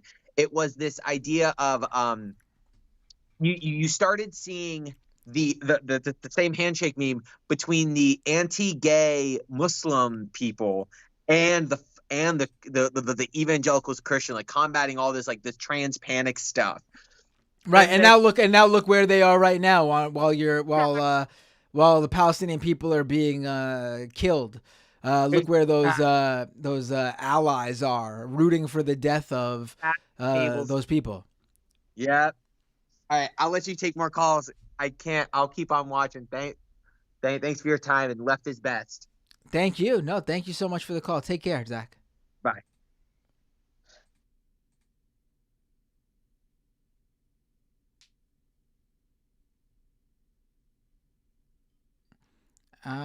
Let's take this call. Hey, what's your name? Where are you calling from? Hey, Matt, it's your pal Adam from San Diego again. Hey, Adam, can I pull your video up on the feed? Yeah, of course. I love your lighting. It's so good. It's just you're in the shadows, but you're well lit. Like it looks purposeful. Like it's not like, people call in and it looks like they're calling in from a dungeon, but you look like you purposely have this sort of lighting set up. It's well done. Yeah, well, when you want to be on panels and podcasts or shows and you also want to sit in the dark, you get very creative about how to make that work. Right. I called a week ago. We spoke a week ago. I think you recall. Although you speak to a lot of people in your week. But I shared with you that I was raised Jewish, and we talked a bit about our past. You were raised Catholic, and I was just talking to you about. At the time, the conversation was mostly, what a shame is this situation. Today, I'm calling to be your on the ground leftist Jew in America reporter. Because I'm not a media person. I'm a very opinionated person, but I'm just a guy with strong. I'm conviction. I have leftist convictions. So I have this. Feel free to interject at any time. This is a bizarre story. But very, very, I think it speaks what I'm about to tell you, I think speaks very much to the attitude of American Jews right now. And it's very disturbing. So I have this woman in my life, like an older woman in my life who I knew as a child, who's Jewish, obviously, because I was raised Jewish. Right. So we're dealing with I knew where this was going right away. Yeah. Go ahead. And on top of that, she's like a bi-coastal elite. She like lives in 75 years old, lives in Chicago, and travels from New York to California whenever she wants, and Europe every summer. Always votes Democrat, but hates AOC and Bernie, and you got me. And so we spoke, you and I, and had that talk last Tuesday, I assume. But on Friday, I got this email from her that contained a 4-page infographic you may have seen on Twitter that it was a really great infographic that spent 4 pages to go to the trouble of explaining why Palestinians are not real people and they have never existed, and that their claim to a nation or a national identity is nonsense. And this is a woman who's very well educated, whom I respect a lot, and who knows my position, who knew a year ago that Netanyahu is my specifically least favorite Jew. She was already aware of that. And now she's like literally sending me this document of slander and propaganda. What does she think of Netanyahu now? No, she's agreed with me all this time that he's terrible. This is why this is such an insane turn of events, right? Like, she told me this is breaking some people's brains. Yeah. Yeah, we had a conversation a week ago where she told me she's not a Zionist. And she's sending me straight up hardcore Zionist Wait, propaganda. that's extra weird. I'm not a Zionist. Jewish people have no right to a state. I just really don't think Palestinian people exist. What? That's extra baffling. Right. And I'm like, what? Exactly. It's extra baffling. And I care about this person. So it's extra baffling. And I'm just like, what do I do with this? So I just responded to him like, this is state propaganda. Like, I don't know how to interface with this, but it's not true. And I have a feeling you've sent this to a lot more people than me. And that makes me sad because you're spreading hate and division. And she responds, my mistake, we should not speak about Israel.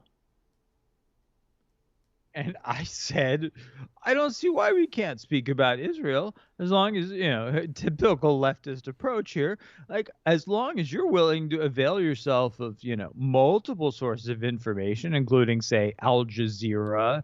And I'd be happy to provide you with a wealth of YouTube videos that explain the difference in history here and all those things. As long as you're willing to engage in that, I'm happy to. I think we should have a conversation about this, but like I'm familiar with what the mainstream media has to say, and if that's what you're going with and your feelings, like then I wish you would be interested in understanding more. And she responds to the effect that I am assuming her level of information and political awareness. And I'm not assuming anything. You just provided me with right. I'm it. like, that was when I woke up the next morning. Like she sent that to me, like that. I'm like, she doesn't appreciate these assumptions I'm making, and I just read it and went to bed. Woke up in the morning, I wrote back. I'm like, you sent me a 4-page document saying Palestinians aren't human beings. What do you want me to assume from that? Like, you're the injured party now? Are you out of your fucking mind? Right? Like, so we leave it there essentially. And I'm upset about this. Like I was planning to go visit them. I'm thinking about how to spend those flight dollars elsewise and all that. And I'm very tempted to send her like, Hassan videos of him aggressively yelling anti-Israel propaganda. But I know she won't. It'll just piss her off. And I respect her. I love her. I don't want to hurt her, but she's a fascist. And I wake What did up she? yesterday. What did she think of Trump when he was instituting his Muslim ban and stuff like that? Hardcore lib. No, she hates everything about Trump. Like, So no, ask her what the difference is between what Trump was doing to Muslim people and what Netanyahu is doing to Palestinian people. What's the difference? I mean, in fact, Netanyahu is doing much worse. Yeah, but did she care about what Trump was doing to Muslim people is the question. Probably not, right? Just cared that Trump was doing it, I guess. If even that. Yeah, if even that. So I try to let this go for the weekend and not get too beat down by it. Monday morning, I like get up and there's an email from her, which I'm like, oh, perhaps this is conciliatory. It is the subject of the email. I gotta bring this up because this is nuts. Excuse me, it's gonna get dark for a second. This is an insane email title. This is a subject line. Okay. The subject line is, this is a very long article and quite informative and balanced in my opinion. I don't really want to discuss it with anyone, but I thought it interesting to share. There is no need to reply. That's the subject of the email.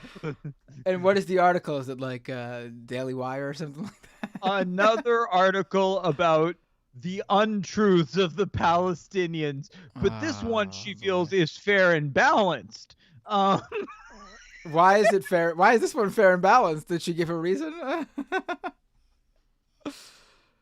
Oh boy. I don't know.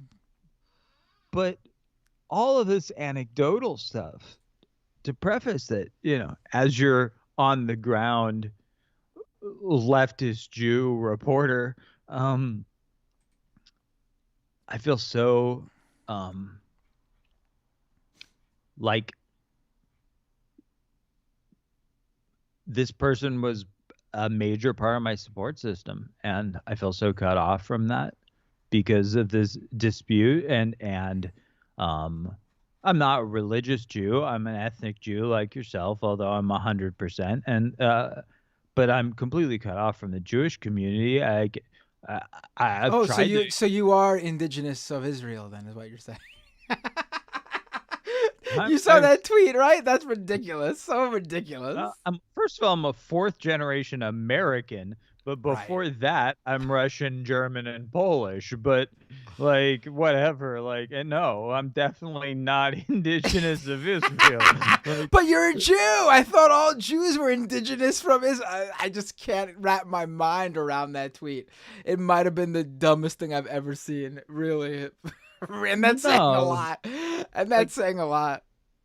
Genetically, if you look at my body hair, I'm sure I'm more Russian than anything. Like, it's like it. It's just such a bizarre. Got Zangief going on over there. Yeah, but to be a foot soldier out here, I guess my point, I'll allow my, like, if you would like me to wrap up the point of this, it's just that it's sad. No, I'm really glad you shared this story, because I think, I think because you seem very in tune with what's what. There are probably a lot more people like yourself than we realize who are having these experiences with family members over this issue right now. And there are certainly people who are feeling conflicted. Let me pause you. Okay. If they're having that problem with family members, they are necessarily having that problem with the entire concept of American Judaism right now. And that is what I mean to point out this evening, is that American Judaism is in crisis. There are some of us who may be atheists, but nonetheless Jews. Like, I can be atheist and still be a citizen of Israel. I could become a citizen of Israel tomorrow if I want it. I'm definitely not interested. No, let's be clear, but I can. Decided now would be a great time to move. For sure. But yeah, it's. I don't know if this divide can ever be separated in the American Jewish community either, because like, the religious institutions obviously depend on capitalism. They don't pay taxes, and the members of the congregation, who are produce the biggest earners, are also the biggest donors, hopefully. And religious institutions are capitalist under capitalism. They don't have to be, but they have to be in this system. And so, like, we can't the entire reasoning for many religious institutions under this system is specifically to take advantage of the many benefits of capitalism, and very little to do with actual religious beliefs. Yeah, and that's a tough conversation to have with any clergy member, is to, say that. As someone who was raised Catholic, I could easily say it makes absolutely zero sense for the Catholic Church to own billions and billions and billions of dollars in real estate while preaching what they preach. It just makes no sense whatsoever. But have you ever tried to have a conversation with a member of clergy about the capitalist nature of religious institutions? Have you ever tried that? I haven't. I don't speak to clergy. Right, I don't either, but I have tried it, Oh, you and have. All right. they are in total denial that is like I don't think that. maybe I maybe don't not think they're in you're denial though. I think they you're know. They're not stupid. they They know, definitely but they know. won't admit it is the probably the more That's realistic. different. That's different than denial, though. Denial means you're like I you're agree. refusing to even see.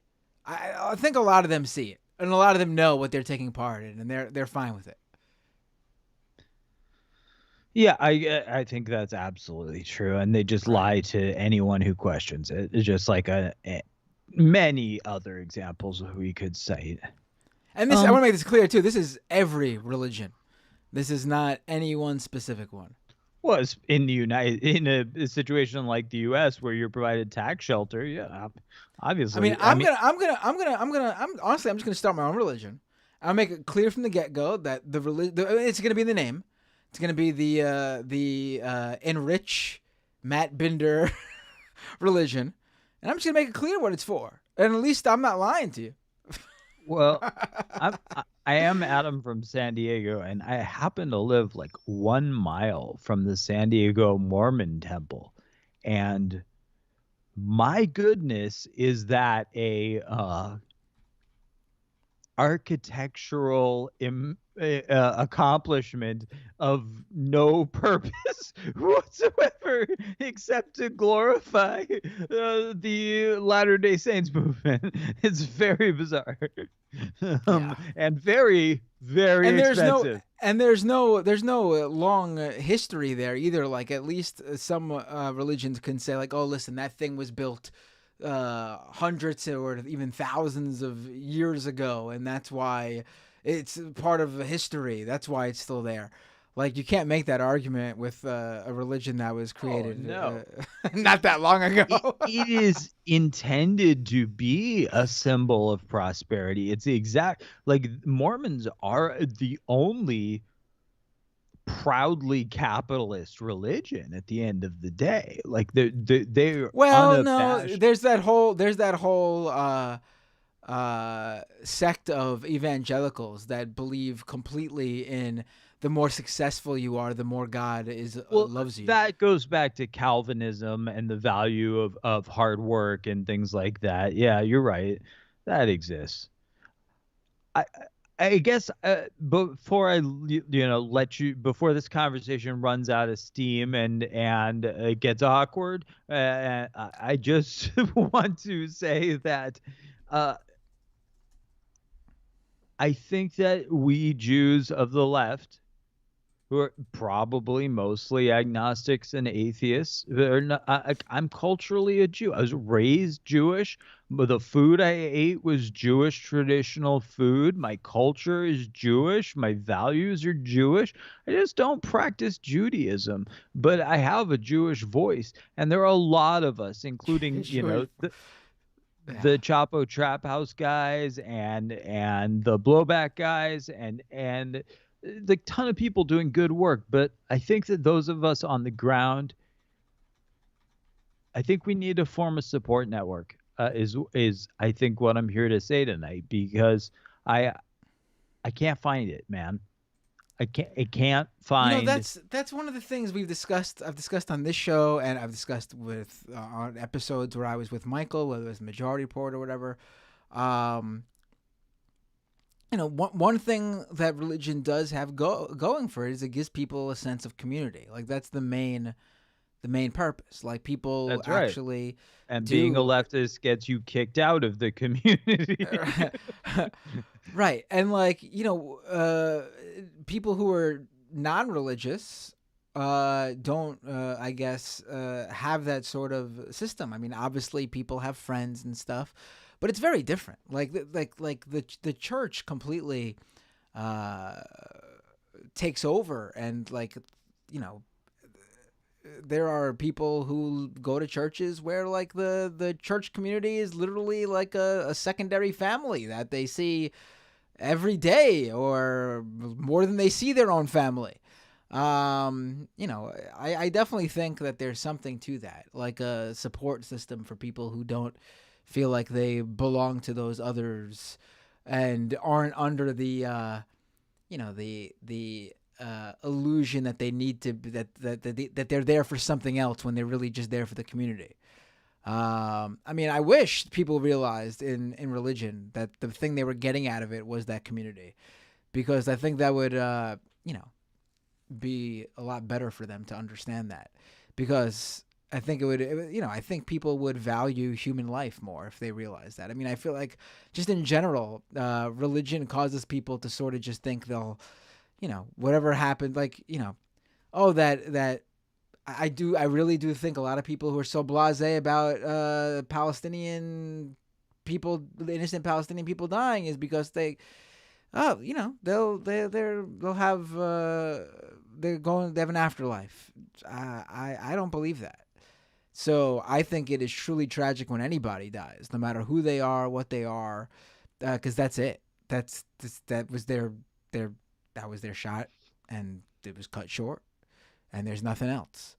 I mean, certainly anyone under 18 that it could be said with 100% certainty about. I mean, I have I have questions about the morality and the value of life in various circumstances, even the value of my own life for that matter.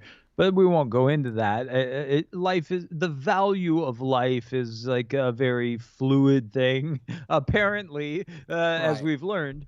But yeah, I don't have a lot of experience in organizing, but I I want to figure I out how to don't create either, that honestly. support network. Right. Also, out of all the shows that you mentioned, you're talking to the person who has the smallest audience. Yeah. This is something maybe the Chapo guys could spearhead. Yeah, I mean, it doesn't have to be. It doesn't take power to start. It takes um people who need it. It takes a demand. If you have the supply and there is a demand, that's all it takes. And hmm, I don't know.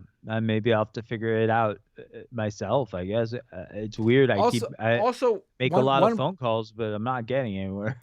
one problem is also that we are dispersed throughout the country, if not the world.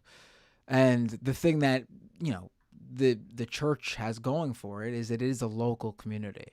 And I know we have the internet, and that support system is super helpful, and people can interact no matter where they are. But there is something to having people local to you, and that's harder to sort of make happen. Yeah, apparently in New York is where the strongest group of any of that kind of support is. The California Jews are very conservative. They vote blue, but they're extremely conservative, and they close ranks. And it's uh, yeah, I don't get I in find there. it Maybe you could be responsible for radicalizing the conservative Jews in in California. I'm not sure. Just like you said, you got the wrong guy for that job.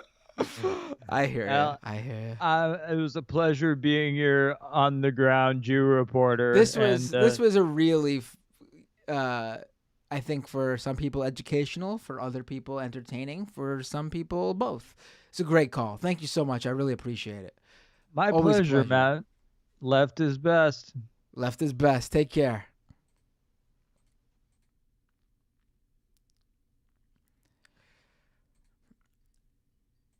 Hey, what's your name? Where you calling from?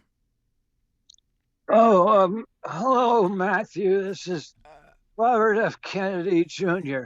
RFK. So happy to hear from you. Your calls are becoming a highlight of this show. I really enjoy our time together. What would you like to talk about? Well, I just wanted to touch base with you to let you know that the campaign is going just terrific. I mean, we have over 4 donations to the campaign. Just this, Four whole donations? yes, yeah, And that's good? yeah. Well, compared to the prior weeks, I think we're doing very, very well. And the polling is going up. I'm sure you've seen the polls where I'm taking people from both sides of the aisle. Which aisle? What sides of what aisle? The most recent poll has me taking votes from both President Biden and Donald Trump. Oh. Perhaps you should keep up on some of these things and Ooh, throwing shade, RFK. Tech Champ or one of your other sites. However, I did want to talk about probably the most important issue that we're facing at the moment, of course. Everyone What is that? knows what I'm speaking about. The silencing of Donald Trump. Oh, is that what everyone's talking about right now? Absolutely. How he can't even speak in front of a crowd. And this is coming to everyone. I mean, this is not only Donald Trump being censored, it's also people like me. I'm being canceled. For example, I had a scheduled talk coming up at a new upper New York State campus, Oh, you and did. myself and the great scholar and writer and filmmaker Dinesh D'Souza was going to be there speaking with me, Oh, really? and we were canceled. I didn't know about this. Why were you canceled? Oh well, apparently we didn't sell that many tickets, Oh.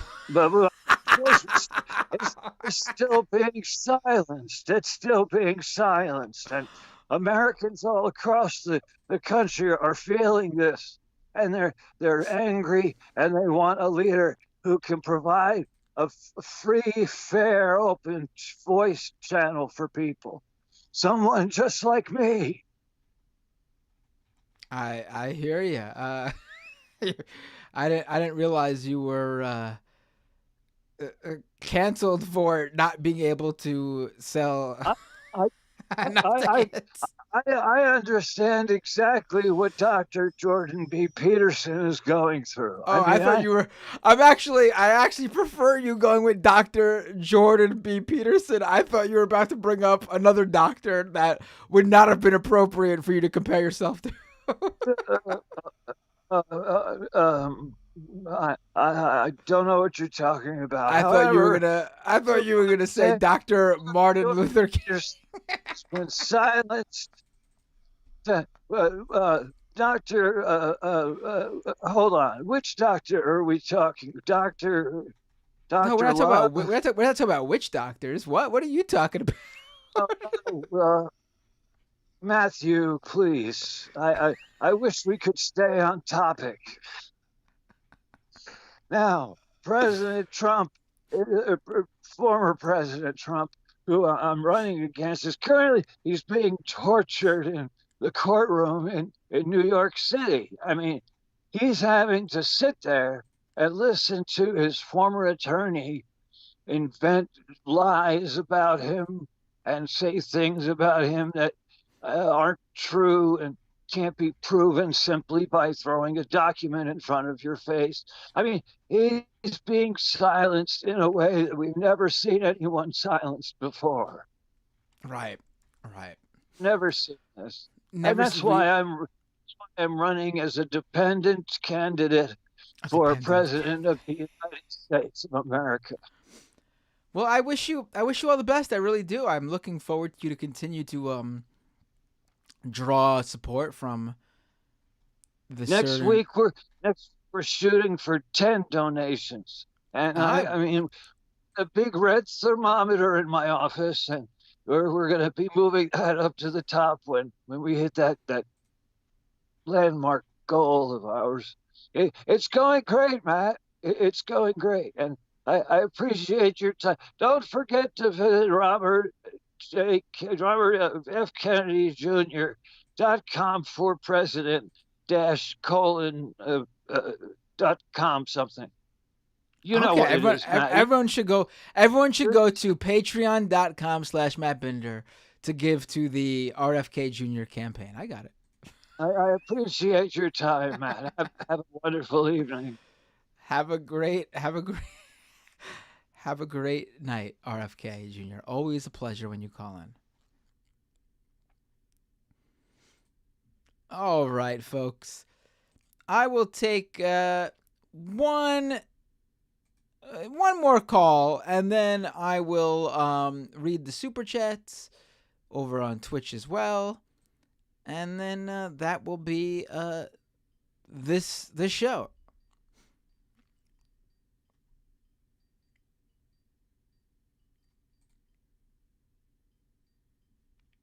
Hey, what's your name? Where are you calling from? Yeah, I'm Australian of Greek origin, calling from Argentina. Is An this Australian of budget budget Sam Cedar Budget talking? Samson? Right. Hello. Is this? All right. How you doing, Renee? I'm What's just up? kidding. It's only Renee, right? Uh, yeah. But don't call me a colonizer, right? Yeah. I wanted to call in about the Argentinian elections. Right. I'm glad you Uh, called in. Let's. So and what's going on?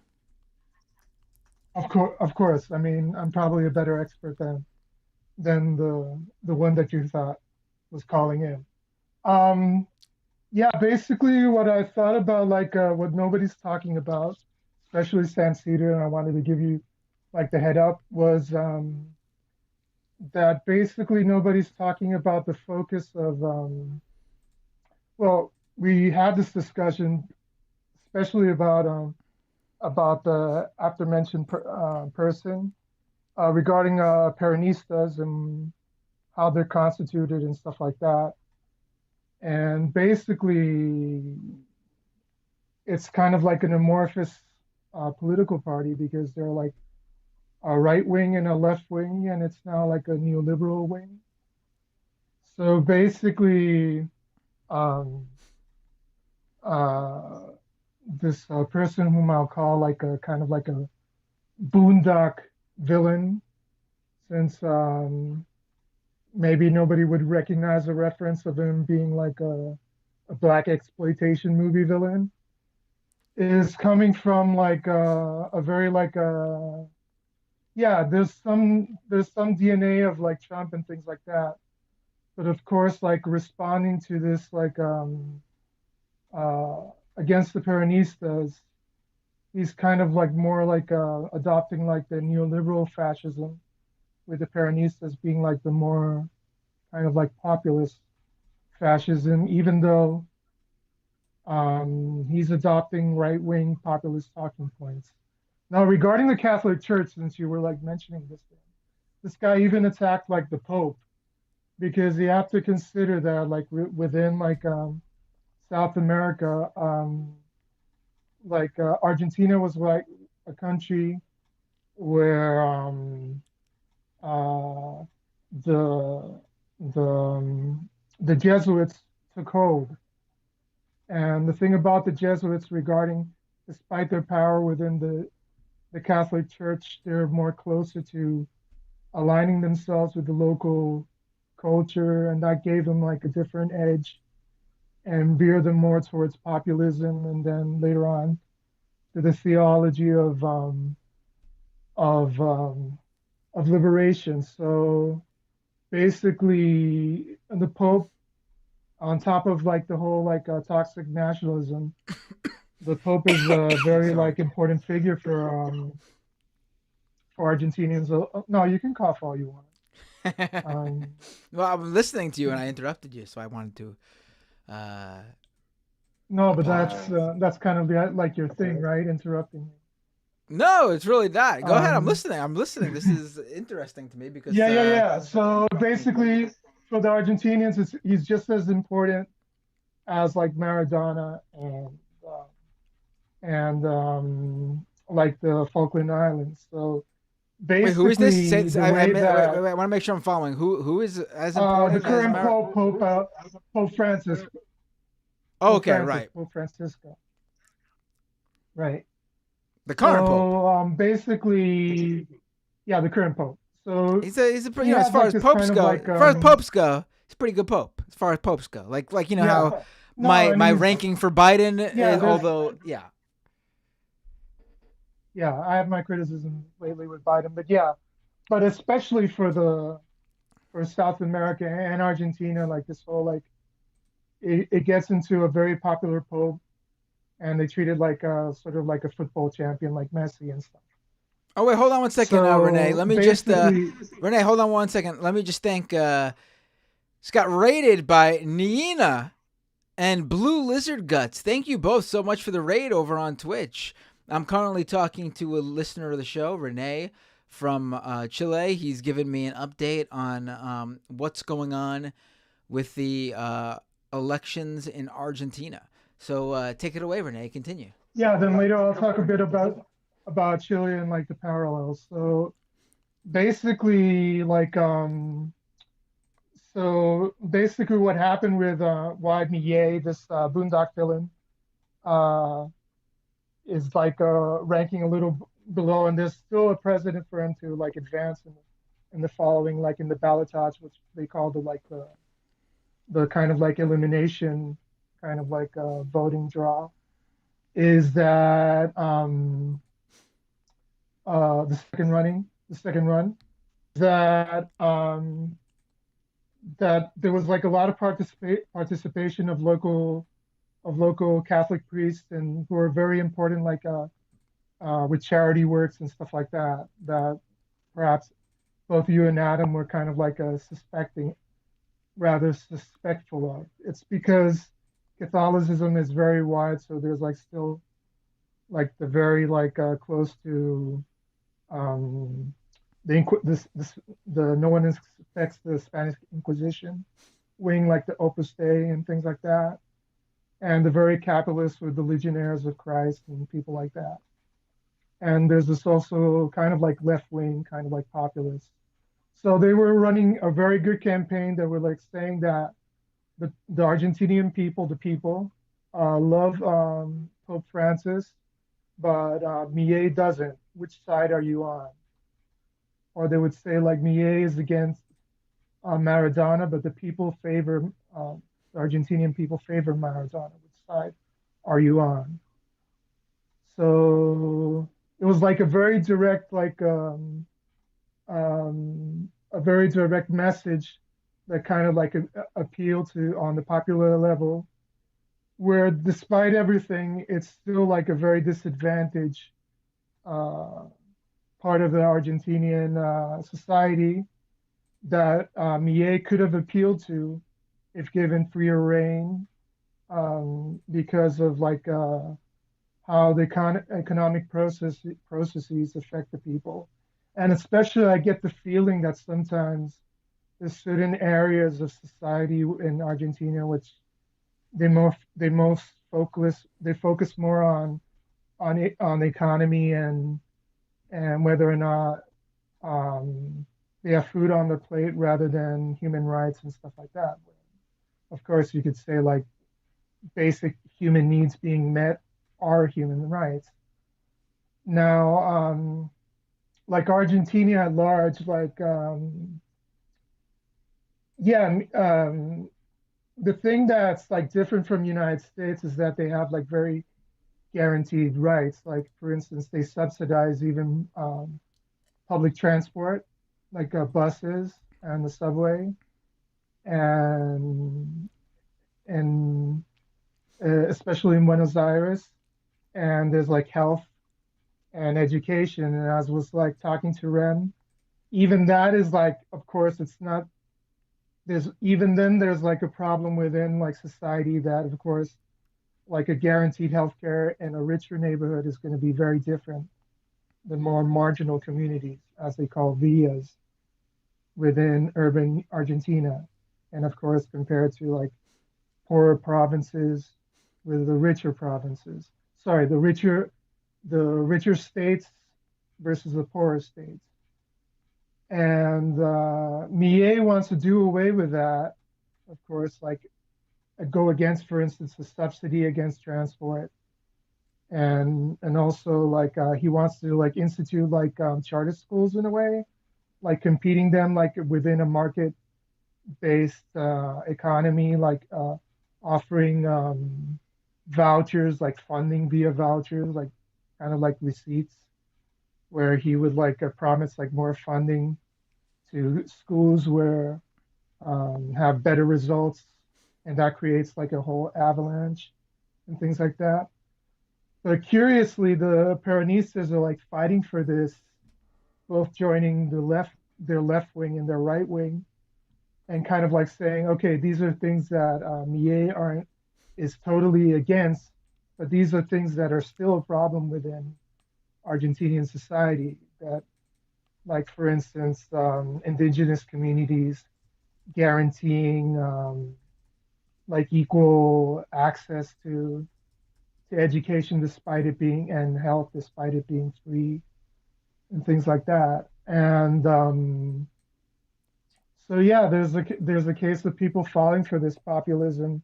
There was like people interviewed on the TV, on Argentinian TV, that they specifically asked them like uh, that they were complaining about like that may lose the subsidy for transport, and they can't afford like New York prices for transportation.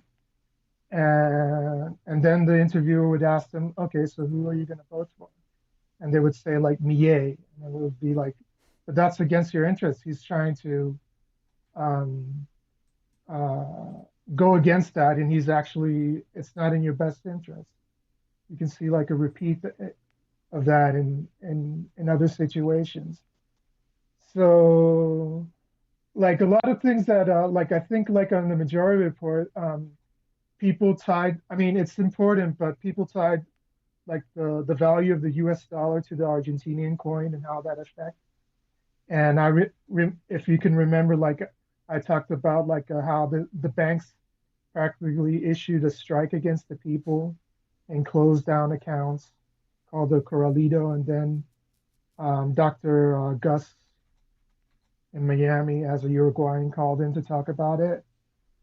So basically, this has to do with the fact that this is also centered, and I'm surprised, but I think Sam wasn't in that day to talk about that. It's centered on taxation as well.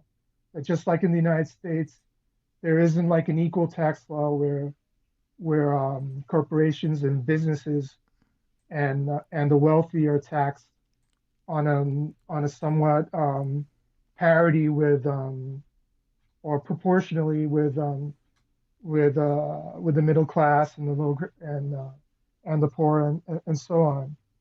So basically, these corporations kind of have lobby and kind of like influence even the Peronistas, especially the neoliberal side, to like um, like avoid any discussion on revenue reform, and that way the Argentinians have to rely on sales tax. And even then, it was like the kind of like their narco-capitalist kind of like a tendency of not respecting sales tax and just doing away with the receipt. They would ask you, do you want a receipt? Do you want to pay the sales tax?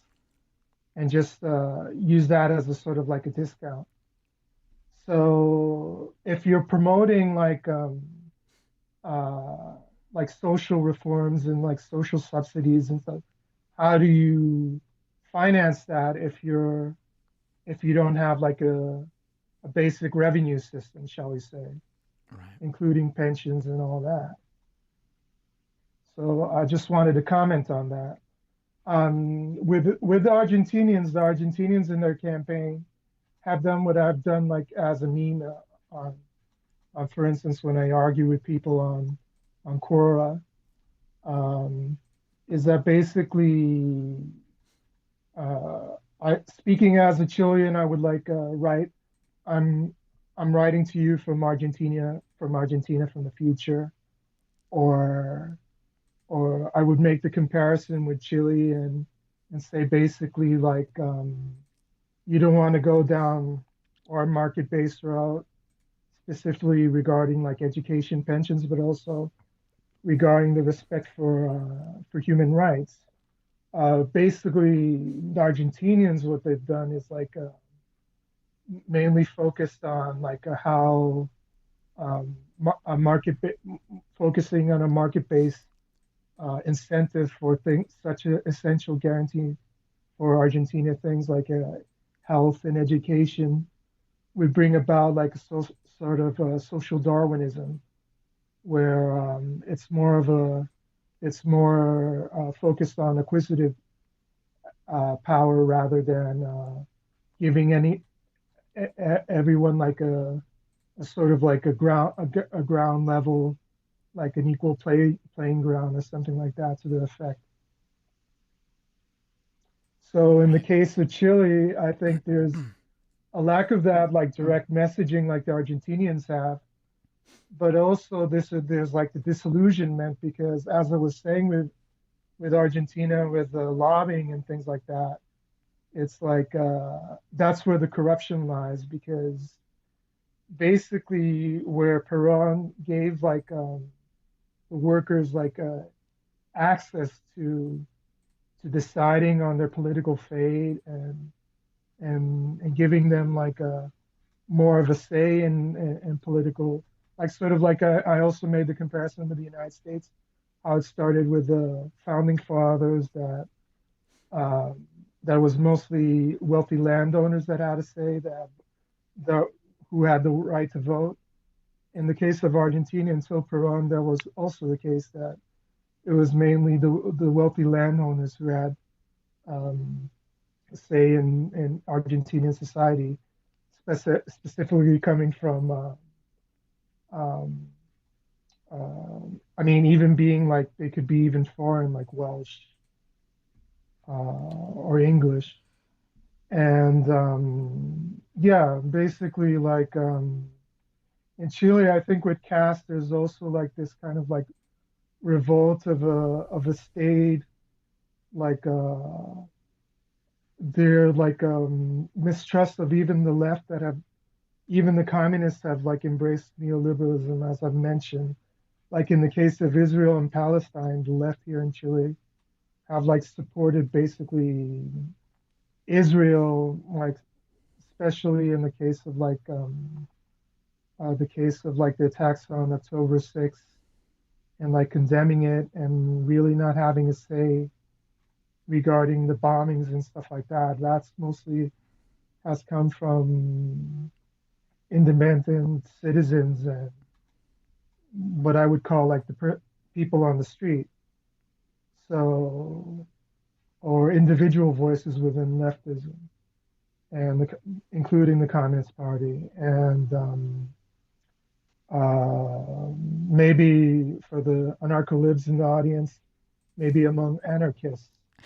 Um, so basically, yeah, that causes like a disillusionment where I think they may fall for somebody with a populist message that wants to create chaos in the system. Right. Right. And what currently the current constitution is like there's like a series of things. Of course, it's against abortion. Of course, it's saying that for instance, ecology, the ecology, the environment isn't something to be protected. That's independent of the market.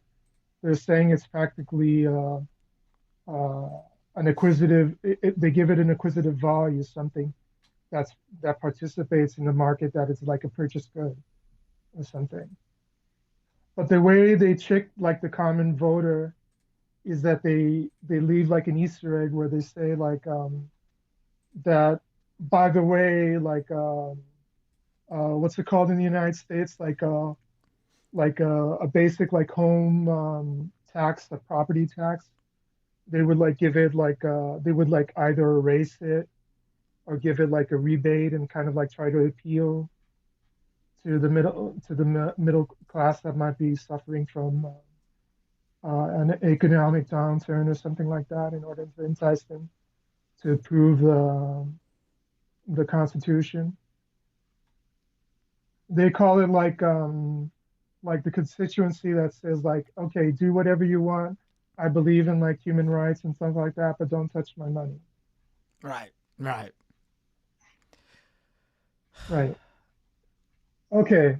I'll let everybody else No, call. this was no And Renee. This maybe if was you want to Renee. You were. catch some Let me sleep. let me ask you. Let me ask you. Let's actually get back to Argentina for a second. I want to ask you a really quick question. Yeah. I didn't want to interrupt you because I was listening to everything. Because it was, Right. you are the expert over there. Not to get Well, too, I guess. especially from the outside, trying to explain the Peronistas in Peru. Right. Like I'm sort of hearing some feedback So from me, so I'm gonna ask you. I'm gonna ask you really quick. Um, so like for people yeah, uh, there's some weird feedback, but let me really quickly get it up. So for people my, who my, maybe, my, yeah, I was gonna say my TV's turned off. all right. You know what? We could talk about it another day. It's getting late, and there's this weird feedback. Next week. We'll talk about it more. I'll ask you some more questions that I had. But thanks for the call, Right, Renee. you It was can great. also send me the questions via Skype or Okay, yeah, I'd via rather talk Skype. to you on the air though. But let's talk next week. But in order if I can prepare something. Okay, right. Okay, sure. All right. Talk to you again, Renee. Okay, Thanks for the bye. update. Bye. Um, how could I say no to this one? Because I know he'll be quick if I ask him to. Hey, what's your name? Where you calling from? Last call of the night. Oh, yo, what's going on, man? Hey, Hansi, how you doing? I'm good, man. How are you? I'm doing good. You're the last call of the night. So, I what would you talk about? I appreciate that, man. Okay, well, I'm not on camera this week because I have my bad laptop, so I'll just I'll get to the point. I agree with your sentiment about the college kids, like the people that have no power. But I'll say this, man, as a Muslim, right? And I have to preface this because I'm definitely like when it comes to the actual oppression. Like there's no telling like I mean there's telling who has the power. You know, it's obviously Israel who has the power. You know what I mean? They dominate and all that, and they dominate the corporate news and all that kind of shit. But I do feel like as somebody that who genuinely has pro-Palestine sentiment, I don't feel comfortable with a lot of people, and I know people don't like to think that the alt media or online is mainstream as well, but it is. I don't really like sharing spaces with people who are leaning more to the right, but like they're also pro-Palestinian. Like I don't like Oh Jackson. no, absolutely. Like I was just one of the callers. I think it was Adam. We were talking. No, it wasn't Adam. It was Zach. I think we were talking about Andrew Tate being pro Palestine. Yeah, I mean, I would not share his takes. I would urge people not to look at this as a moment to unite with them or anything like that.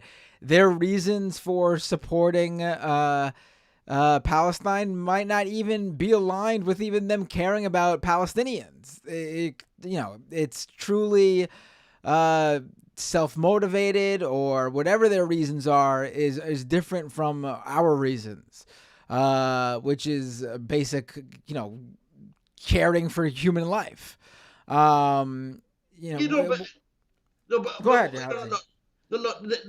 no.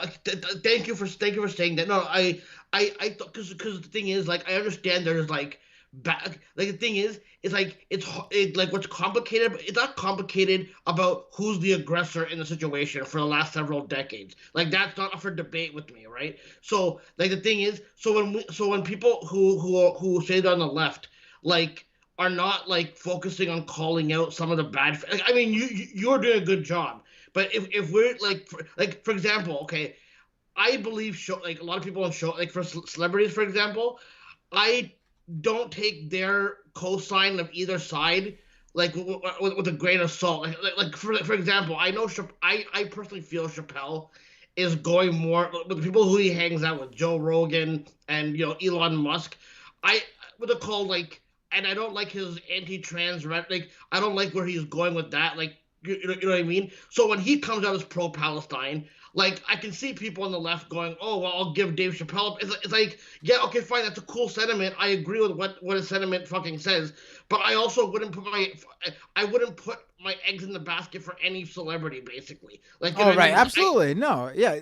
Listen, celebrities are not going to save anybody. I mean, is it nice to see someone who you're a fan of or whose work you enjoy align with your beliefs?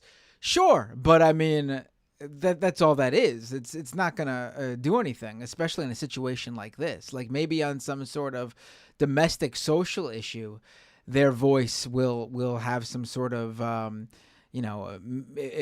help, carry some weight behind it. But this is well beyond any individual famous person.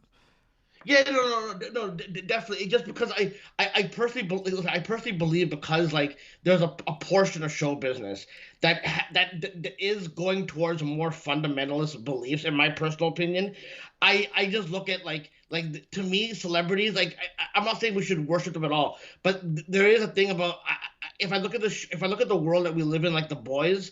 Like Dave Chappelle is like a soup, basically. You know what I mean? So like they do have power, but like it's not like official like congressional power, but they can manipulate like they can manufacture consent. You know what I mean? Like if you listen to like Howard Stern's like broadcast on 9/11, like even if you think that he doesn't know what he's doing, like all of that rant, like if you get a chance to ever listen to it, it might be hard, but I mean it actually sounds like what current neocons and neoliberals are sounding like, basically. But it just manufactures more consent. Like even though people are doing a good job of pointing out the hypocrisies, I feel like even pointing out hypocrisies now has run out of charge, in the sense that um like these people, like for example, if let's say Israel really did strike the hospital, right?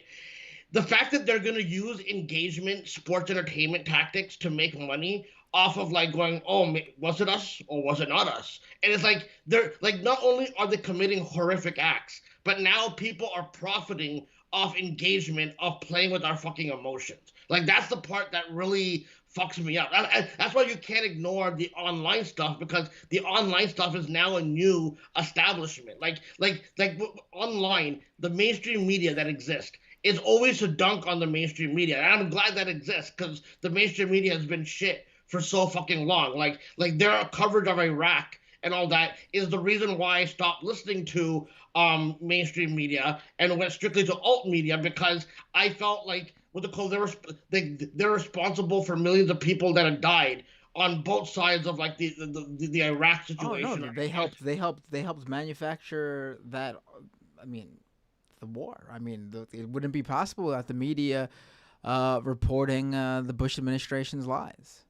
Yeah, and so that's why I started going more to the alt media, and now seeing like for example, right?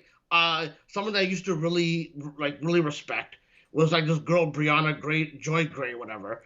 So she's been a vocal pro-Palestinian person. I'm like, that's cool. But then she'll put out stuff like, well, Tucker Carlson's the most moderate voice, and then we're really missing his. It's like, why would you like Tucker Carlson right now is doing a whole bit right now about how George Floyd didn't die of the knee to his neck, and that's why I start questioning even the alt media. I'm not saying that they're powerful than the mainstream media, and we shouldn't call it the mainstream media. But when I see this kind of stuff in alt media normalizing itself, like even with Well, if you think about it, Tucker Carlson right now is the alt media. He is not working for a major corporation or corporate news outlet. So, when I think when people say alt media, they have to automatically understand that there's alt media of all types. Alt media does not mean good. There's right wing alt media too, and there's all sorts of in between. So before I go, 'cause I want to keep you Because it's the last call and everything. But like, for example, did you see any of Nick Fuentes' fucking rant about like he had fully admits like, you know what, I really don't care about what goes on with Palestinians. I just think we need to get like Jewish influence out of it. And the thing is, like, this guy is meeting with like a super PAC of Defend Texas Liberty, and the Texas GOP are acting like, oh, we're so outraged by this. But it's like, motherfuckers, you got. I just feel like they all play plausible deniability while showing their mask, because I feel like they have no issue now. I feel like even if you call them out on their hypocrisy and why they're lying, we're at the point now where I don't even think those people care that they're being hypocrites or liars. They just want to double down on what's going on. And I just wanted to kind of like, and then there's a whole mystery about it too, like, oh, Kyle Rittenhouse may have been in that same building, but we can't prove that he was also meeting with them. So I just wanted to get your like thoughts on that and stuff like that before, because I'm just noticing that like different, like, as we go along, and I don't know what's going to happen, but it just feels like everyone just has their mask off of what they're fucking doing and what they're advocating for. That's why I don't want to be like, I want to be pro-Palestinian. I want to be pro-Israeli citizen because I don't hate any Jewish people. And I know I shouldn't be saying that because it should be, like implied, but right. No, I hear you. I just wish the fundamentalists of every fucking stripes, like everywhere, whether it be like, for example, like if you're someone that's pro Putin and you're saying you're pro Palestinian, like I like, I'm not saying that like everything you do is compromised, but I do have to fucking question certain things, like, and I feel like at least with the online stuff, I'm not allowed to question it, because if I question that automatically means that I'm for the genocide of Palestinians, and I'm not for that. That's not even it's not even a question who has more fucking power and who dominates the fucking, like Bill Maher's calling for blacklisting students. He's calling for blacklisting people from getting jobs, bro. Like, it's getting really, really fucking disgusting. It's like a reboot. Like, even the Axis of Evil speech is like being rebooted in current times, and it's like 20 years ago is like the same exact shit. I'll just get your thoughts on the whole like Nick Fuentes shit, and then I'll leave you alone, bro. No, first of all, you're not bothering me at all, so don't say leaving me alone. But I mean, we've already seen Nick Fuentes get involved in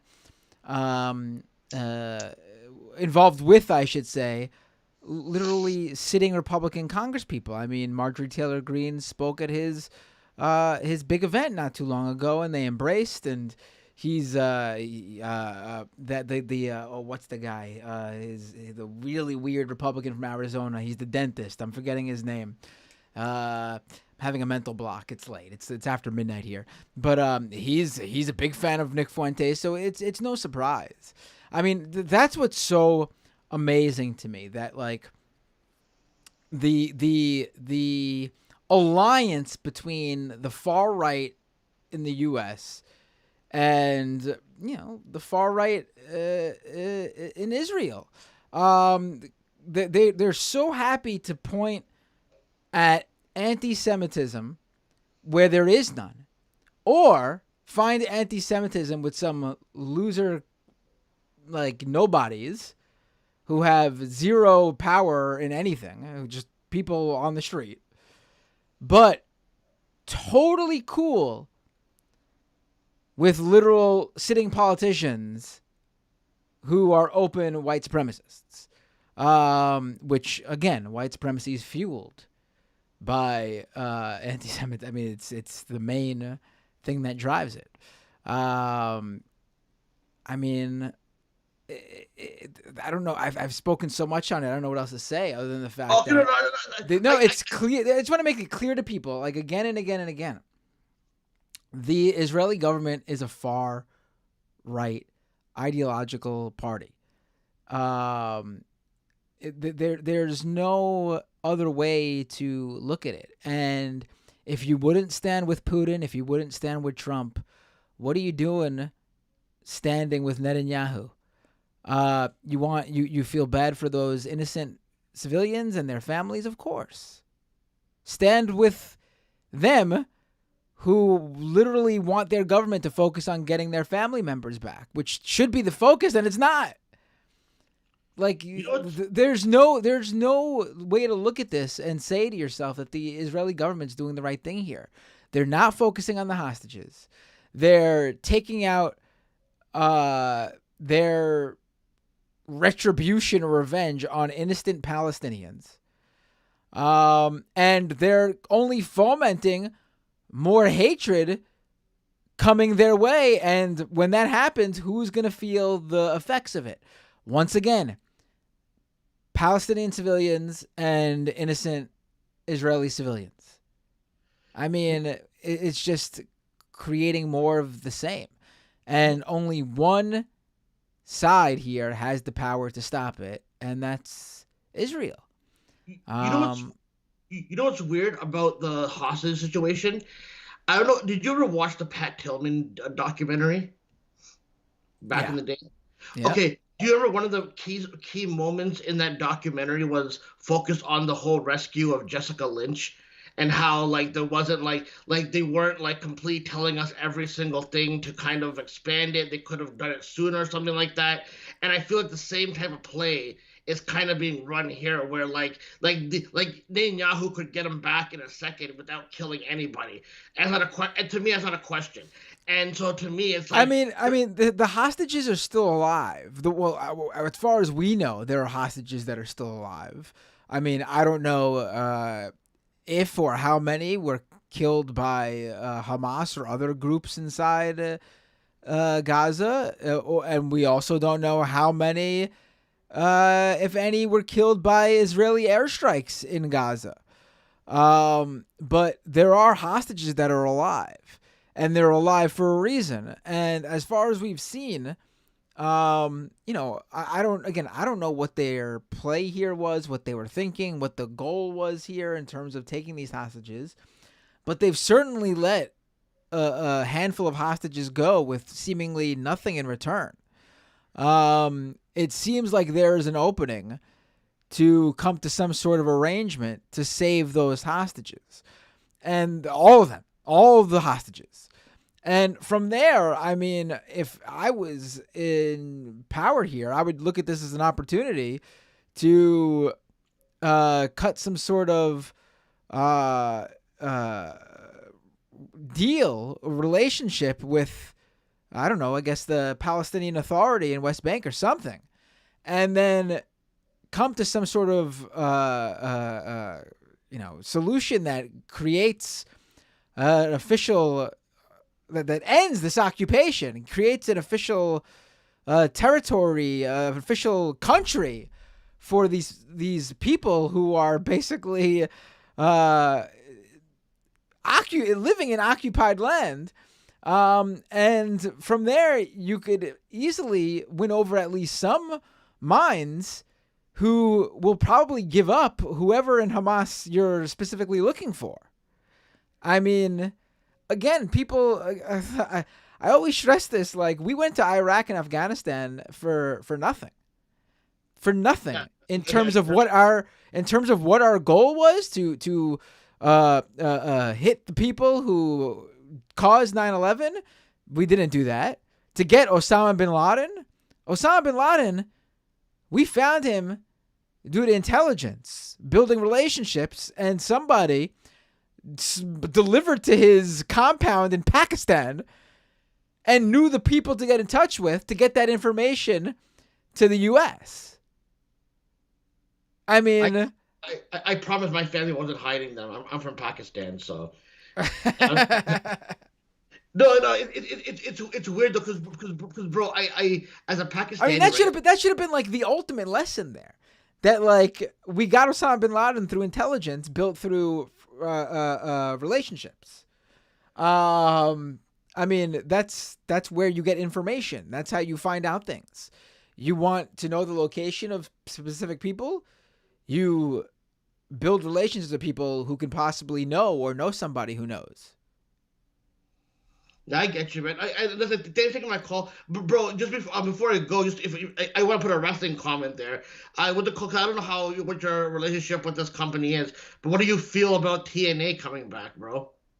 I mean, it's a good play from them because they're just floundering. Is Impact. I mean, to me, the problem with them is their audience always, like the crowd always seems so disinterested.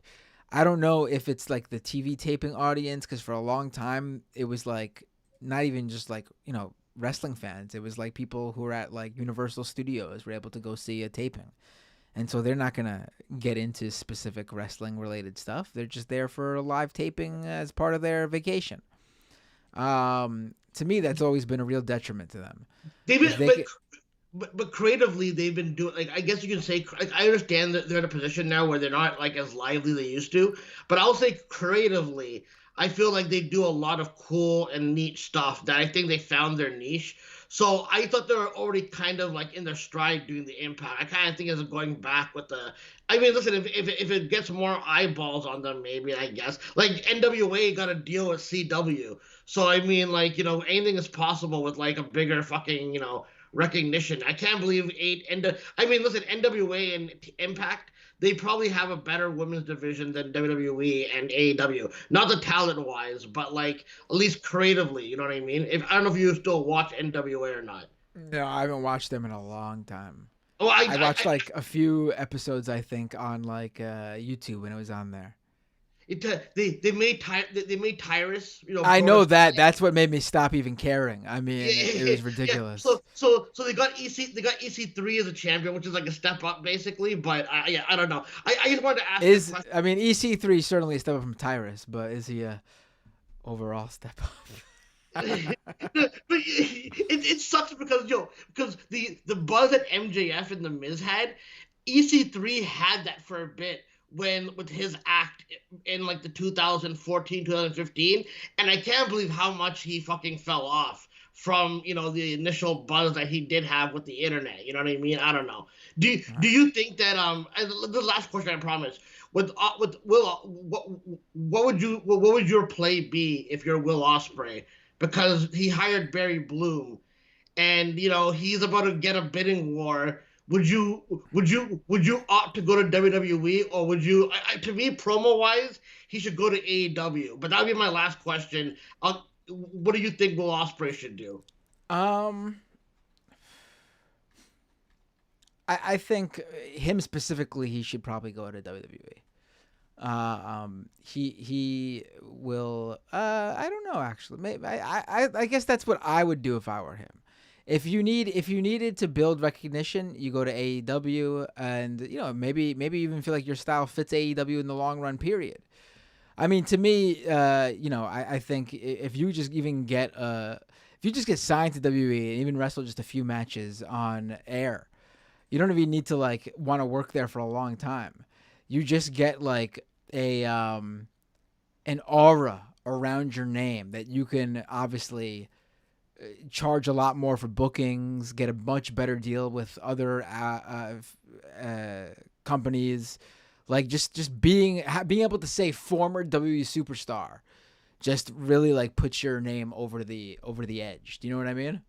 And there is more appeal now because like WWE, like with AEW going after people, WWE, like if they go after you, like they went after, like for example, right now like Jade hasn't even debuted, and right now she has like a Lex. I don't know if you remember when Lex Luger debuted in WWE, and they had him in WBF, and they're like kind of doing promotion, like, oh, this big superstar Lex Luger is coming in soon, whatever, and all that. It feels like they're doing that with Jade. Plus, like Brian Pillman's gimmick in NXT, like it's like he's doing like, oh, everyone loved my dad, but I didn't know my dad, so I don't want to live like my dad. So he's kind of doing what Brian Pillman would have done back then. He's going against the grain. So I think with like them being presented well, like that could also help. Like I like people will be worried if Ospreay will do comedy segments.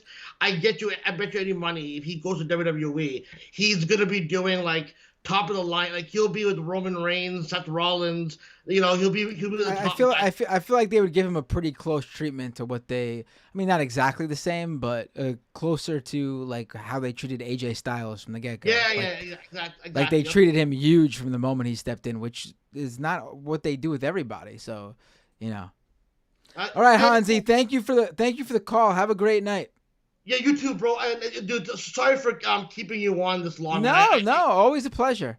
I guess I should probably just do a wrestling show, so all the wrestling fans could just jump on that live stream. Take care. Have a great night.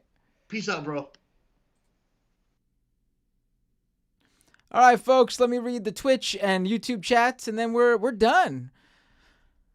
Let's see. Over on Twitch, Ash KLW. Thank you so much for subscribing with Prime. The Bubba Master. Thank you for subscribing with Prime. Once again, Nina and Blue Lizard Guts, thank you to the both of you for the raid. Really appreciate it. Valinova gave out 10 community sub gifts. Thank you so much, Valinova. Dickett Darling, thank you so much for subscribing with Prime. Over on YouTube, Jay Cass with a super chat. Wait, this isn't the Leftist Mafia? My bad. That's Thursday. Renee with a super chat. Free Palestine when life there isn't cheap anymore. T King with a super chat. Matt, you are the best with the rock and roll hand sign. Saikazu with a super chat. Thank you so much. Venetia David with a member super chat. Thank you for your good takes, Matt. They restore my sanity. Thank you, Venetia. I appreciate it. Kowalski with a super chat. At least we always have corn, and that's something. How's the corn going today, Kowalski? Renee with another super chat. Zionism as libertarianism equals anarcho-communist origins. Daredevil with a membership super chat. Matt, will you go on record and condemn Prussia and Frederick the Great for the 7 Years' War from 1756 to 1763? Do you support the German unification? With the exclamation points and question marks. I condemn, Daredevil. Tokyo Hans with a super chat. I have now been promoting the give all your money to Binder religion for 2 years. Sell all your possessions and put it all in a big super chat, and your God will repeat your words. Folks, from Tokyo Han's mouth to God's ears. Patreon.com/MattBinder. Really, if you can afford to do so, and you would like to, that's how you can help, because we're falling behind on the Patreons, like below where we used to be. It's a lot my fault for just not promoting it enough. But if you can, by all means, please do so. Patreon.com/MattBinder.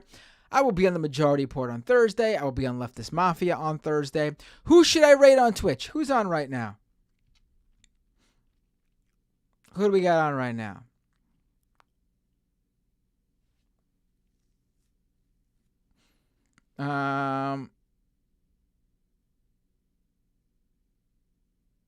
I gotta add the emotes to Twitch after Ann sent them. FTW says, Matt done before 1 a.m. Eastern? Nah. Hey, it's 30 minutes early. Not even early, really. All right, who am I rating on Twitch, though?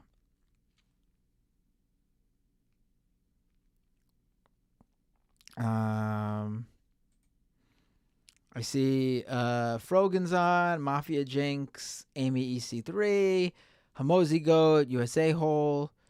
I haven't rated Amy EC3 in a little bit. Let me who's Fina 2112.